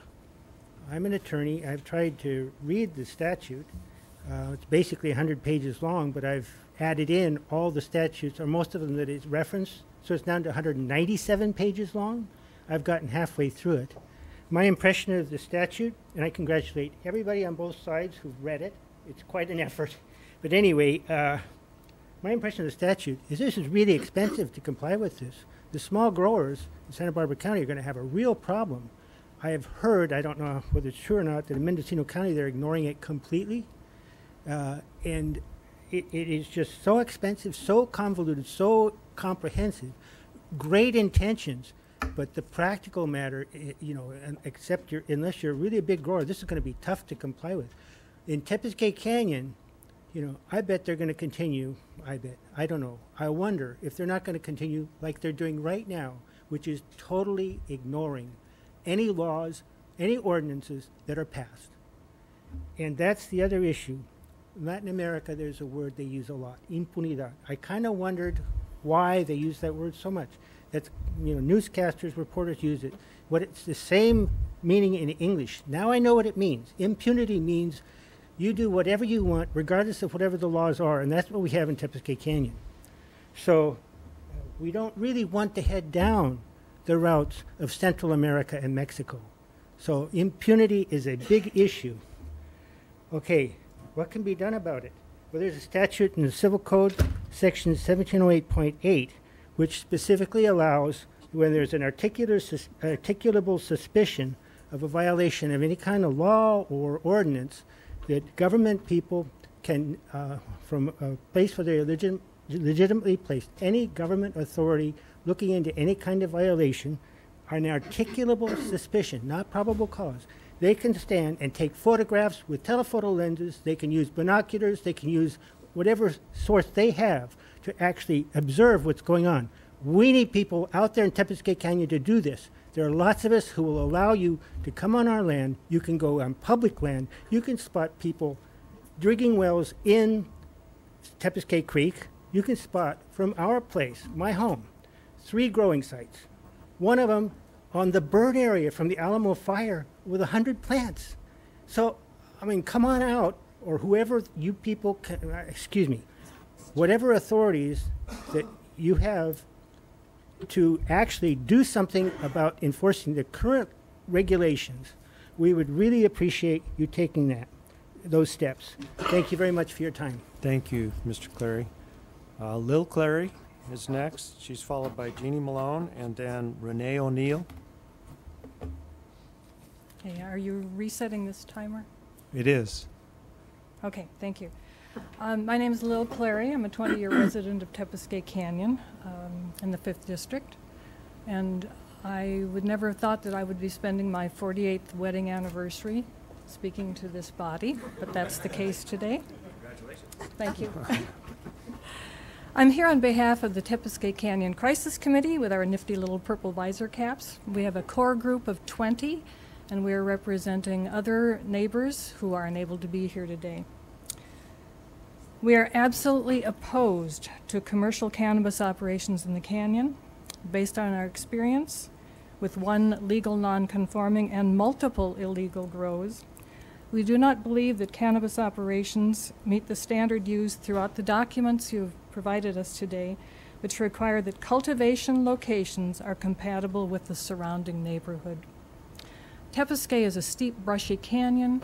We have one road in. It runs from Foxen Canyon to 166. We have high fire hazard. In fact, we are designated by the state in the highest fire hazard category. Half the canyon burned in the Alamo fire. And my husband and I sat and watched as the cannabis growers across the canyon, despite the mandatory evacuation order, took crop and materials out and then brought crop and materials back in, all the while during a mandatory evacuation order. Therefore, they were interfering with firefighter operations to save our homes. Regarding our agenda today, we feel that the proposed amendment is a step in the right direction. We're particularly pleased to see the language specifying right of entry inspection because that's been an issue in the past. but we have serious concerns about enforcement. Since the emergency ordinance was adopted, Tepesquay Canyon has sprouted hoop houses. That's since December of 2016. Now, I can't see into any of these hoop houses, but I'm guessing the individual behind them, and there is basically one person, has very expensive tomatoes going to the farmer's market because he has to import water, he has to grade roads and pads, necessitating heavy equipment deliveries in the middle of the night. He has gasoline delivered by tanker truck for his generators. And this is a single-lane road through the canyon. Not to mention he's hauling in potting soil, irrigation equipment, and agricultural chemicals. Ms. Clary, your time is up. Great. If you could just wrap up. Yes, thank you. When we have our septic tank pumped, the technician is required to file a report about its condition with environmental health. Too bad the county ordinance doesn't take the same approach to privacy for commercial marijuana operations. Thank you. Thank you. Ms. Malone, followed by Renee O'Neill, and then Bobby Fetter. Thank you, Commissioners. My name is Jean Malone. I live in Sabata Canyon in Lompoc. The ladies here were gracious enough to allow me to wear their purple hat in support of their cause. I'm here representing myself and several of the neighbors. Prior to January 2016, we had one marijuana grow in our canyon. Now we have at least 6. The 396 acres that the county feels is all that's being grown in marijuana is a very naive amount. We have multitudes of hoop houses. This is all on a private area. Again, the same problem as Tepesquay. We have one road in and one road out.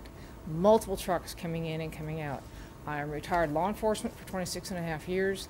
I know of a party trying to rent a home down below us, and a acreage next to that home, it was a growing cannabis. And persons walking that to see if it was a proper rental were confronted by armed gunmen and told to leave the area. So you have your cash crop bringing in all this crap, and all they can do is have cash. You have cartels are going to come in because now it's going to be easier to manage marijuana this side of the border than digging the tunnels and bring it across. You have obviously more guns. I'm not in opposition to guns. I'm in opposition to armed guards on marijuana farms because they're having to protect their marijuana crop from the criminal element that's coming in to then take over their marijuana crops. I have pictures. I have all kinds of things that I can give to the council. There are no law enforcement efforts coming into that canyon to do anything about any of this.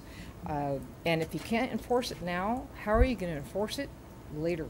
I mean, it's illegal now. You have means to take care of it. At this point, nothing is being done. I'm greatly disappointed in the county of Santa Barbara, and that's about all I have to say. And if you have any references, you'd like to come back to me with any information, I'd be happy to give you everything I have. Thank you. Thank you very much. Renee O'Neill, Bobby Fedor after you, and then Bruce Watkins. Good morning. I want to say ditto to what Mr. Clary said in regarding to praising this committee for doing such an amazing job on getting the cannabis regulations established. I'm from Tepesquay Canyon. I'm going to just say ditto with what my community has been saying for months and, in my case, years. It's come to a point where we're pretty much done with being patient with this county. Our civil rights are being violated. We're looking into a lawsuit. I have hundreds of thousands of photos and videos of the traffic that goes through our canyon to bring as evidence to a trial. We have been addressing these issues for years. We have received no enforcement, regulation, or anyone coming out to that canyon to oversee what's going on. I'm tired of being overrun by these people, literally and figuratively. In 2014, there was maybe one grower, 2 at the most in this canyon that had been there for decades. Small time, no problem. There are over 20 farms in this canyon, several of which have just gone in the last few months. One of the same owners of the properties in Tepesquay Canyon has multiple farms in Sway Canyon because we have mutual contact with the people in Sway Canyon. Same illegal grower. His name is there in the county records, and no one's doing anything about it. I'd like to ask you, if I decide to go and put a structure on my property, I've got lots of acreage. I've been offered $300,000 for pot growers to grow pot on my property. I've got some of the best water in the canyon. I'd like to see one thing on your part of what this county is going to do to come out and inspect this, regulate it.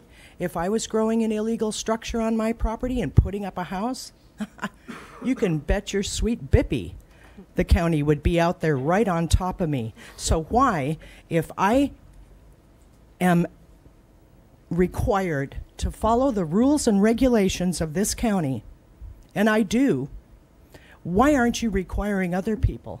Why are my neighbors being turned in for little insignificant little grading here and there when these people are coming out and they're devastating hundreds of acres? Oak trees, they're destroying our environment, depleting our water supply, contaminating our canyon with pesticides. Okay.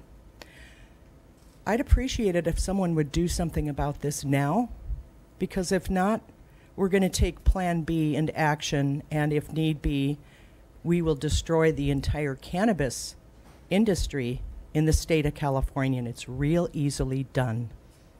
Legally. Cheaply. Thank you, Ms. O'Neill. Thank you, Ms. O'Neill. Bobby? Bruce Watkins is next, and then we'll go to Santa Barbara. Chair, Commissioners, my name's Bobby Fedor. I'm a vertically integrated nonprofit collective. I moved to Santa Barbara County 3 years ago with my family to get ahead of the organic curve. You know, it's very important. Some of the things that people don't talk about, there's a lot of things that are being spoken about, is that there's a lot of pesticides and fungicides in product. So the sun is a miracle. We can do better water, we can do better air, we can do better nutrients, but nobody can come close to replicating the complexity of the sun. So with the correct regimen of pesticides and fungicides, by the end of your cycle, you're going to be able to pass these tests. So that's kind of the future, as well as, of course, prices coming down. Economics are a part of that. There's some good operators here. I'm a member of the Trade Association in Santa Barbara, the Cannabis Business Council of Santa Barbara County. You know, the cream rises to the top. The top 20% of any industry makes 80% of the money. I mean, there's a lot of people in this room that are looking for directions. I've never been good at a Rubik's Cube. I need some help getting my colors on one side. It's about that simple, and I think you guys need that as well. You know, we're looking for structure. We welcome it. You know, we pay our taxes. My collective is one of the original legal ones in Los Angeles, and I'm a union employer. The United Commercial and Food Workers Union is the largest union in America, 1.3 million members, Ralph's, Albertsons, Rite Aid, CVS, Farmer Brothers, hotel workers, airport workers, and I'm a member of Local 770, and that local actually goes from Los Angeles to Ventura to Santa Barbara County.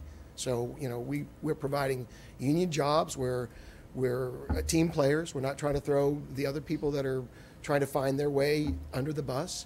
You know, we just appreciate you guys looking into this. We certainly appreciate staff, and you know, it's a very complex situation, and it's kind of case by case, and you're going to have good operators and you're going to have bad operators. And please remember that the people that voluntarily that came out and did the registry, you know, that was a leap of faith, and you know, I hope you guys, you know, take that into consideration, and then I'll speak on the legal nonconforming when that agenda point comes up. Okay, thank you. Thank you, Mr. Fedor. Mr. Watkins. Thank you for your time this morning. My name is Bruce Watkins. I've handled cannabis licensing and facilities design and development in 11 states now. Been around a lot of compliance, starting in Colorado, and I could list off a long name for you. And one thing I'd like to point out is that a properly developed regulatory structure and licensing framework with licensing inspections makes enforcement easier. Those of us that are businessmen in this industry, we want to see enforcement too. We want to see the black market disappear too. We have the most to lose because we're making substantial investments into the industry. We're making substantial investments into a cleaner and well-regulated future.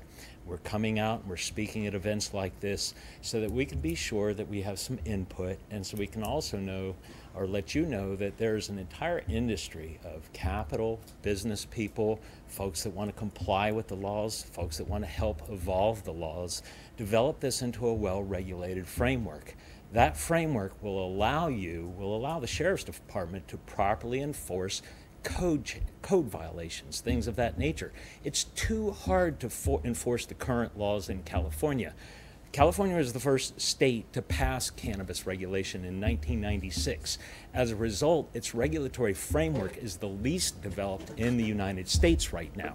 We're bringing it into the current age. We have the benefit of watching over 25 other states go through this process now. The state of California and the county of Santa Barbara are learning what's worked elsewhere, and we look forward to a well-regulated environment, and I'll speak on the second issue of the next one. Thanks. Thank you very much, Mr. Watkins. Okay, we'll go now to Santa Barbara. The first speaker will be Julie Jeffries, followed by Anna Carrillo and Linda Meisenich. Hello, can you hear me? We can. Thank you. Okay, my name is Julie Jeffries, and I live in a Nolita, which is a part of the Santa Barbara County. It's a residential mixed-use ag area.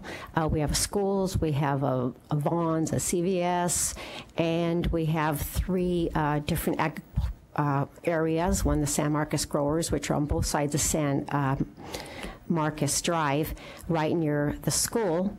And I understand that some of the ag growers there are considering the cannabis growing, and I would like to see in your ordinance perhaps licensing not given to those ag areas that one are residential or mixed use residential and ag properties.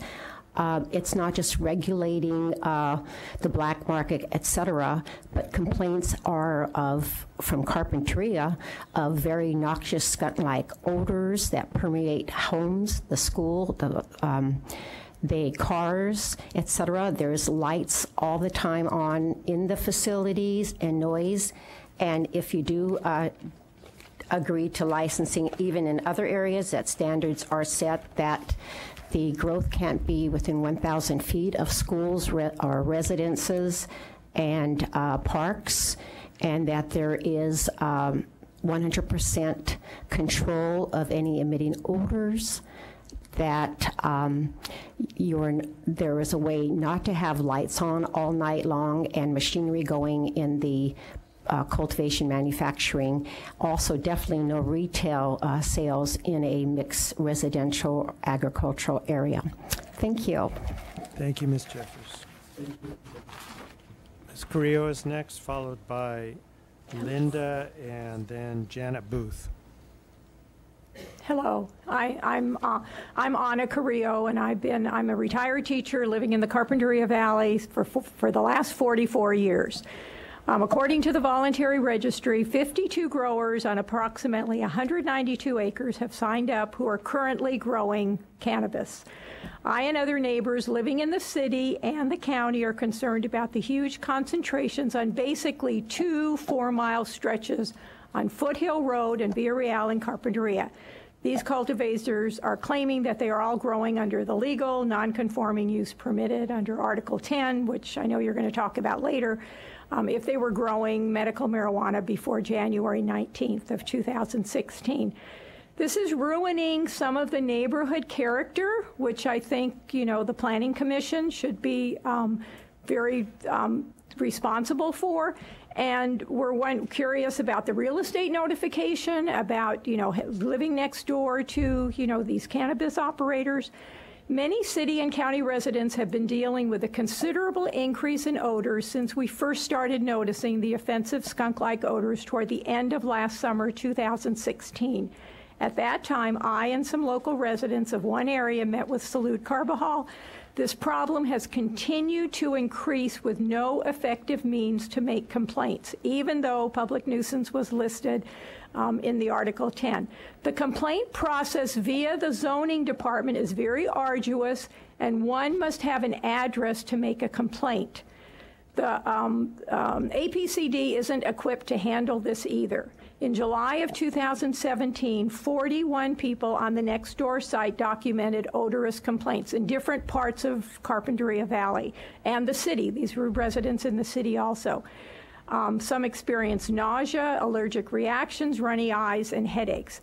Teachers at our high school have to air out their classrooms in the morning every day because of the venting that is coming from the greenhouse operators that are surrounding the high school. There's also a Boys and Girls Club right across the street. A 600-foot distance isn't adequate. Both San Luis Obispo and San Francisco are recommending requiring a 1,000-foot distance, which is what should be the policy of Santa Barbara County also. Since there is such dense population of greenhouses in the Carpinteria Valley, interspersed with neighborhoods, I think neighborhoods should also be included as sensitive receptors. There must be no odors leaving the cultivation sites, and the odors must not be detected off-site. This needs to be the responsibility of the grower with continually monitoring and not be a complaint-driven policy. There have also been complaints about visible night lighting, which must be forbidden, especially since the Carpinteria Agricultural Overlay District mentions that already. Thank you very much. Thank you, Ms. Carrillo, right on time. Linda Nucinich, Janet Booth, and then Barbara Close. Good morning. Good morning. Thank you. My name is Linda Musinich, and first of all, I appreciate giving us this opportunity to speak to you and share our concerns, and thank you for your time and attentiveness to our concerns. I have a deep concern for my family and others living nearby. Nearby means that the back of my home is across the fields, across the agricultural field that is presently the San Marcos growers. So the following issues, I think, have an impact on our families' comfort, safety, and security. The proximity of the fields, if this is growing, emits, as was stated earlier, a very pungent odor that would penetrate our homes and yards, and certainly if a summer day, if our windows were open.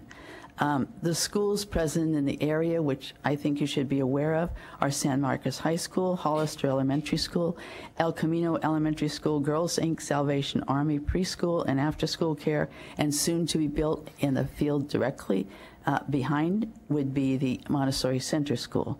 All of the children who spend much of their day at these facilities will be exposed to that odor as well as excess traffic. The population frequently visiting the area and loitering nearby are those interested in purchase, possibly interested in stealing or exchanging of drugs. The neighboring children pass by as it is now, the San Marcos agricultural field while walking to and from school, the El Camino playground, and neighbors walking their dogs in a path that goes directly on the side of that field to the Vaughn's shopping area. The growing of this drug will have a direct impact on causing a devaluation of the secure depreciation of homeowners nearby.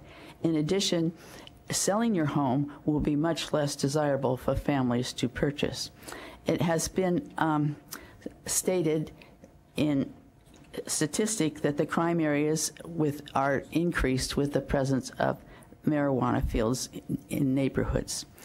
I plead with you to give, in your decision, to give the severe impact of allowing this to grow in neighboring, which is a statement was made earlier that the cultivating of this drug growth is not compatible with the surrounding area, in particular, very dense population of neighbors. Please base your decision on the concerns of those directly affected and not on the financial rewards or recipients of the growing, manufacturing, or distributing of the drug, or an increase in the tax revenue. I thank you very much again for listening, and I appreciate any future comments that you have. Thank you. Thank you, Ms. Mucinich. Janet Booth. Hello, my name's Janet Booth, and I live in Nolita also, close to the other two ladies that you just heard speak. And I agree with everything they said, so in lieu of the time, I won't reiterate all of the things that we are very concerned about, like the odor, etc. So what I would really like to say, first of all, is thank you, Cecilia Brown. She came out and spoke to our neighborhood several weeks ago. However, we have not had in our 2nd district anyone to come and have a public informational meeting.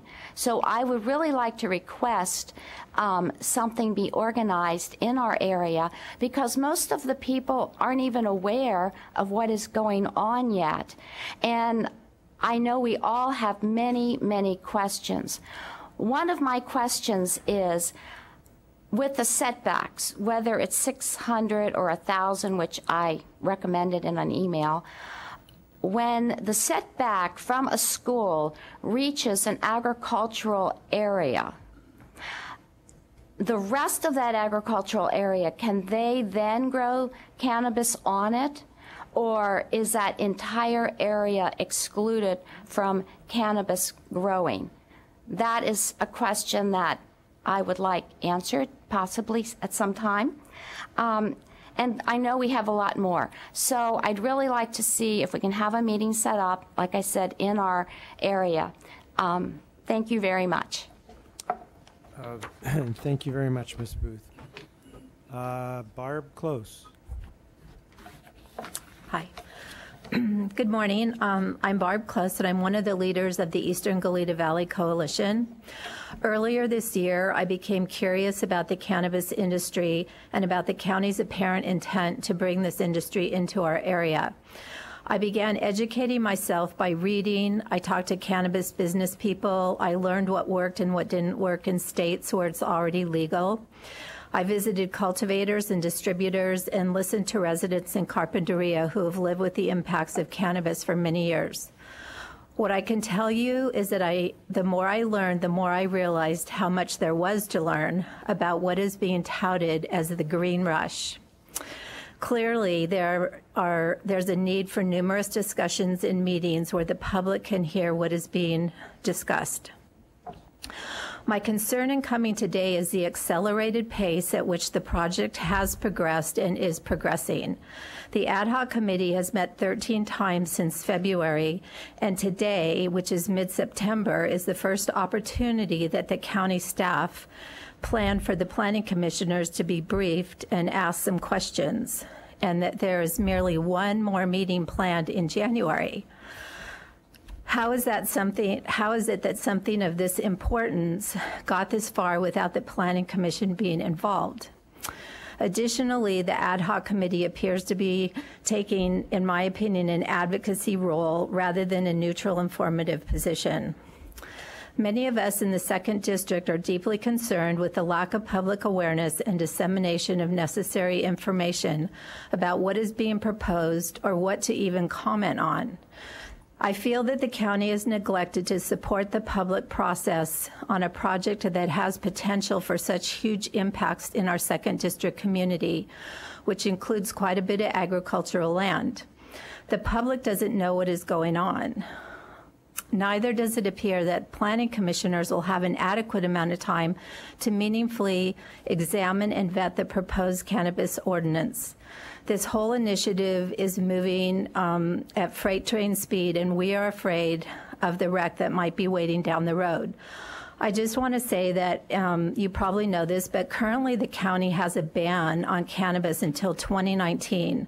And so, as Mr. Kleeman has said earlier today, that there has not been time to have extensive public outreach feels offensive to our area because we have always been included in any land use issues. The one town hall meeting that keeps getting referred to was really for Cannabis Registry, and it was not an informational meeting for our community. Because the ad hoc committee has been meeting privately, I'm strongly requesting that the planning commissioners take authority to ensure that the cannabis initiative is completely vetted and the public is protected against the fallout of inadequate and rushed planning. You are the only remaining body to bring some structure and analysis to what has transpired to date. This process is begging to come out of the shadows into the light so the public can begin to understand what exactly is being proposed and how it is going to affect our lives. Since we in the 2nd District have not been invited into the process in a meaningful way, I am urging you to research and investigate the proposed cannabis ordinances with all diligence so the community is well represented and protected from ill-conceived impacts. Thank you. Thank you, Ms. Close. As I indicated, we're going to give staff and ourselves a quick break, and we'll be back. We have remaining half-dozen speakers in the room. I have speaker slips. If you haven't turned one in and would like to speak on the general matter of our staff report, by all means do so. We'll be back at 10 after, so it's just a quick break.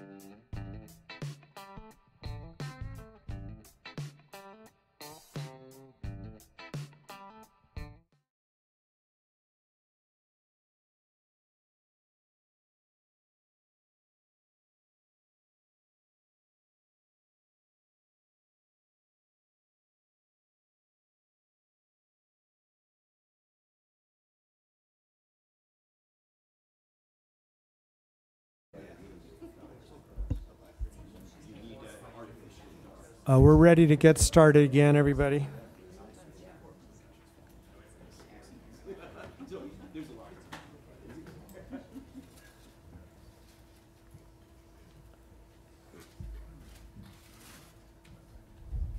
We are back on the record. This is the Santa Barbara County Planning Commission meeting of the 13th of September 2017, and we are still on item 1 on our agenda. And we'll return to this hearing room for the following speakers: Liz Rogan, followed by John DeFriel and Paul Kowalski. Those are our next 3 speakers. Ms. Rogan.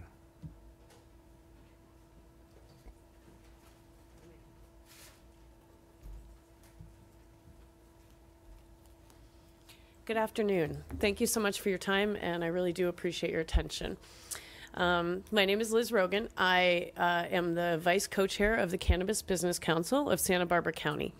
We have been created as basically education and advocacy for smart cannabis public policies. I also want to offer that we are here to help answer any questions, because I know that there's a lot. I know that this is something that's new that we haven't dealt with before. There's a lot of questions, and we also have a timeline that we're looking at, because we want to keep Santa Barbara County competitive with other counties. Obviously, this has been set out by the state for a while, and other people have been working on that, and we do urge you to continue with the timeline at the same time in addressing all the issues that are important to everyone in this county. So I do want to express my support for an ordinance. I would like to see you allow manufacturing on all agricultural properties. I think that if you basically follow the zoning laws, it's set up for a reason, as you guys know. It's been determined by California state law and the California constituents that cannabis is legal and to be sold in this state. The state did set these regulations, and it's probably easiest to follow those state regulations. We don't need to reinvent the wheel. We can look at Colorado and other states. In terms of extraction, I think there's some misunderstanding about what volatile extraction means. It sounds scary because of the word volatile, but it's actually the same process that's used to extract a lot of essential oils like lavender, rosemary, etc. So in terms of extraction, I would just ask that you allow that in the manufacturing areas along with that coincides with the zoning. I also ask that you don't limit the number of retail licenses. Please keep it an open market. Obviously, we don't advocate for any kind of activities in the residential areas. But again, the zoning is set up. This is something that's set by California state. Let's try to work with this and find solutions for everyone. Having edibles that are not available in retail does not make any sense to me. I've worked with patients in Santa Barbara County for over 14 years. Edibles are a major source of medicine for a lot of people who choose not to smoke. No doctor would recommend that you smoke. So not having edibles available to a retail store makes absolutely no sense to me. It's important to understand that the people around you are your family, your friends, your constituents, your neighbors, and we do need to work together to find a workable solution for everyone. The industry does need clarity to clearly operate. And Santa Barbara County, we just want to remain competitive. One last thing, I was just saying with Tepiscate Canyon, I understand there's a lot of things that we don't agree on. One thing I want to point out is during the fire, one of our growers in our association opened his farm and his water up to staging for the firefighters and sharing that water. So I just want to say that I think that we can find solutions for all of this if we just work together and try to keep an open mind. And we are here if you have any questions. I'll leave some of our business cards up here. Thank you very much. Mr. Chair, could I just ask the speaker one quick question? Ms. Rogan. Yeah. So back to the question of edibles. In your experience, where are they manufactured, baked, or whatever? They used to be manufactured or baked in people's kitchens. Now they're being manufactured and made with companies. There's one company called Kiva, and you can I can give you links online, but essentially they'll show how they're made. They're made in a certified kitchen. And then the other thing that's important is just the dosage, because it used to be kind of random, but now what's important with all these companies is that every single thing is the same. Okay. So you know every time. So they're in commercial or industrial areas is where they're being manufactured. Yes, okay, and that's where we would like to see it. All right, thank you. Thank you, Commissioner Brown. John DeFrio. Paul Kowalski is next, and after Paul will be Steve Junak. Go ahead. Good afternoon, Chair and Council. Thank you very much for the opportunity to speak with you today. I would first of all just like to make it clear that I am in support of this ordinance and support of all the work the ad hoc committee and all the staff has done. This really hasn't been a rushed conversation. This was started in the end of 2015, beginning of 2016, and ever since the overhaul of MCRSA, the medical laws were passed much before Prop 64 was voted on by the voters. The county started this conversation, started digging into the details, and this has been a multi-year process and conversation that the county's been having.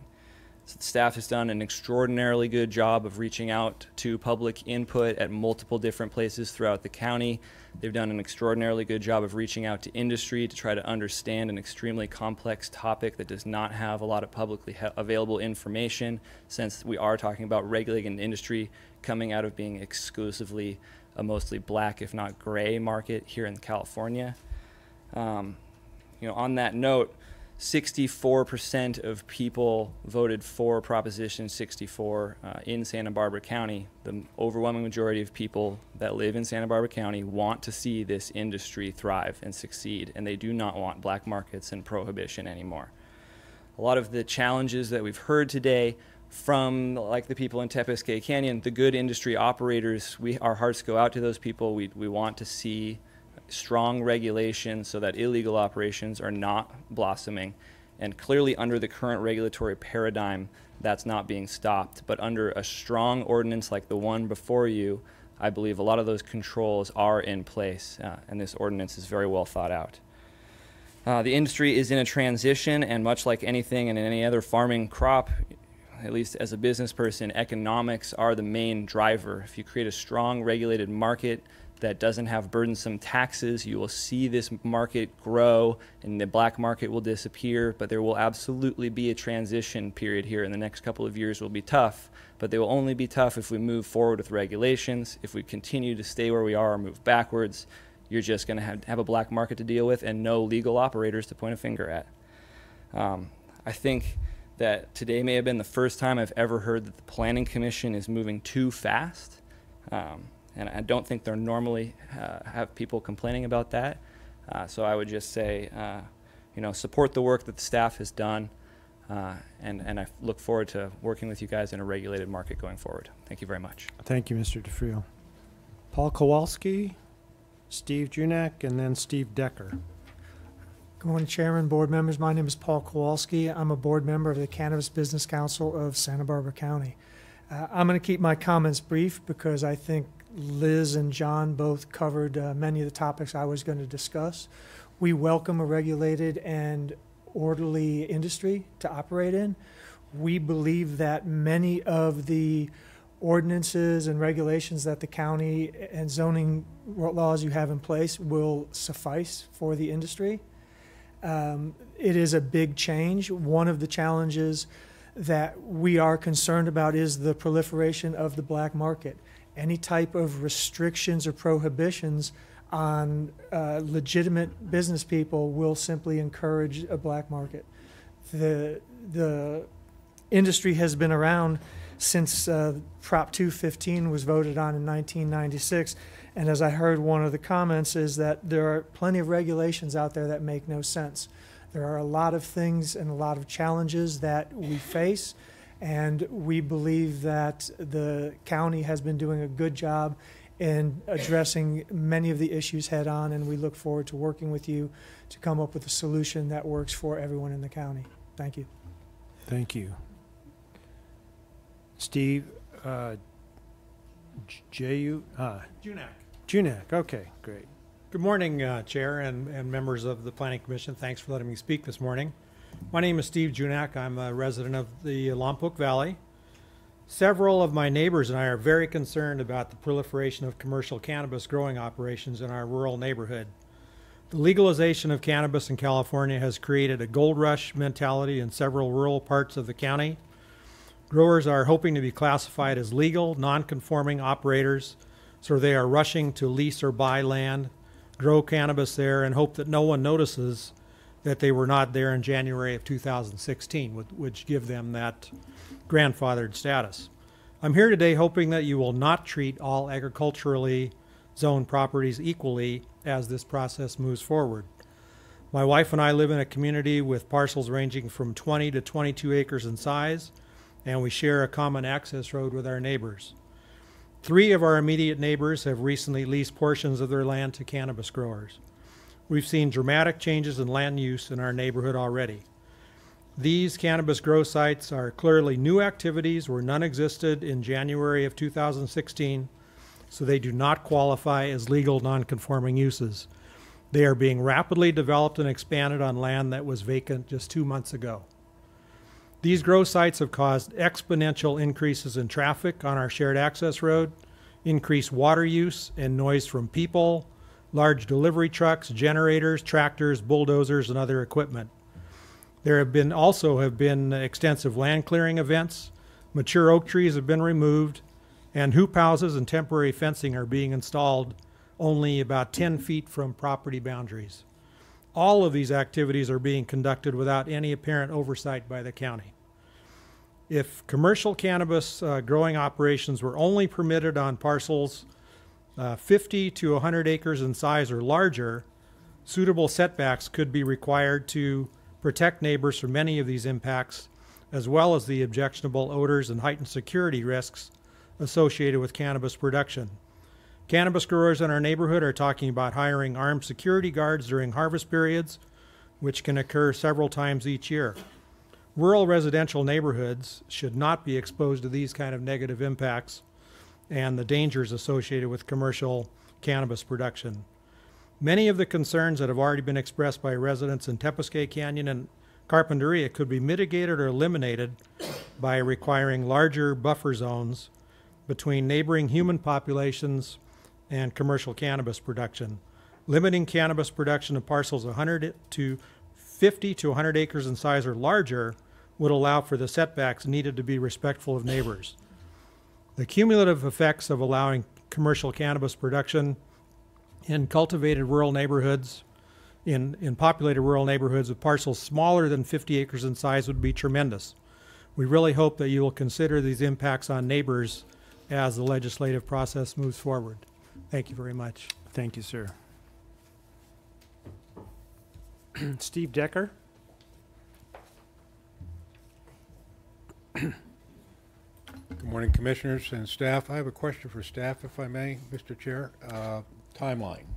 You mentioned that crossing the final threshold of being able to issue land use permits in the county is somewhere in mid-2019. Do I understand that correctly? We'll answer all the questions at one time, but we'll certainly get to that one. All right.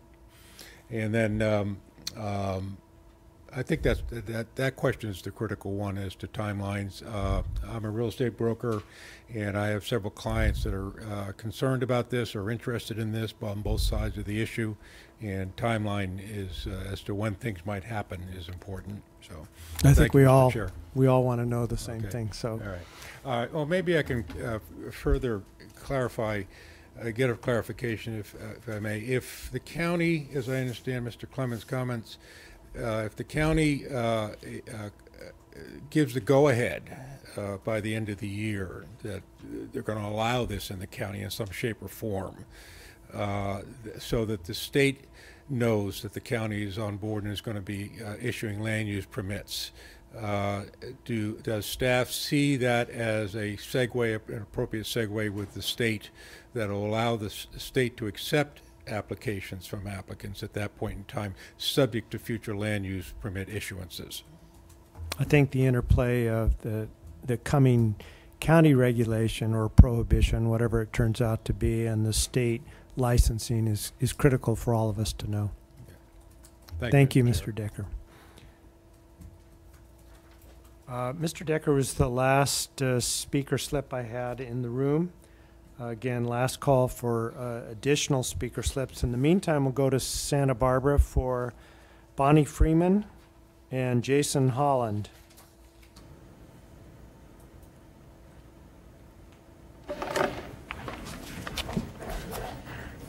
Good morning, Chair Cooney and fellow commissioners.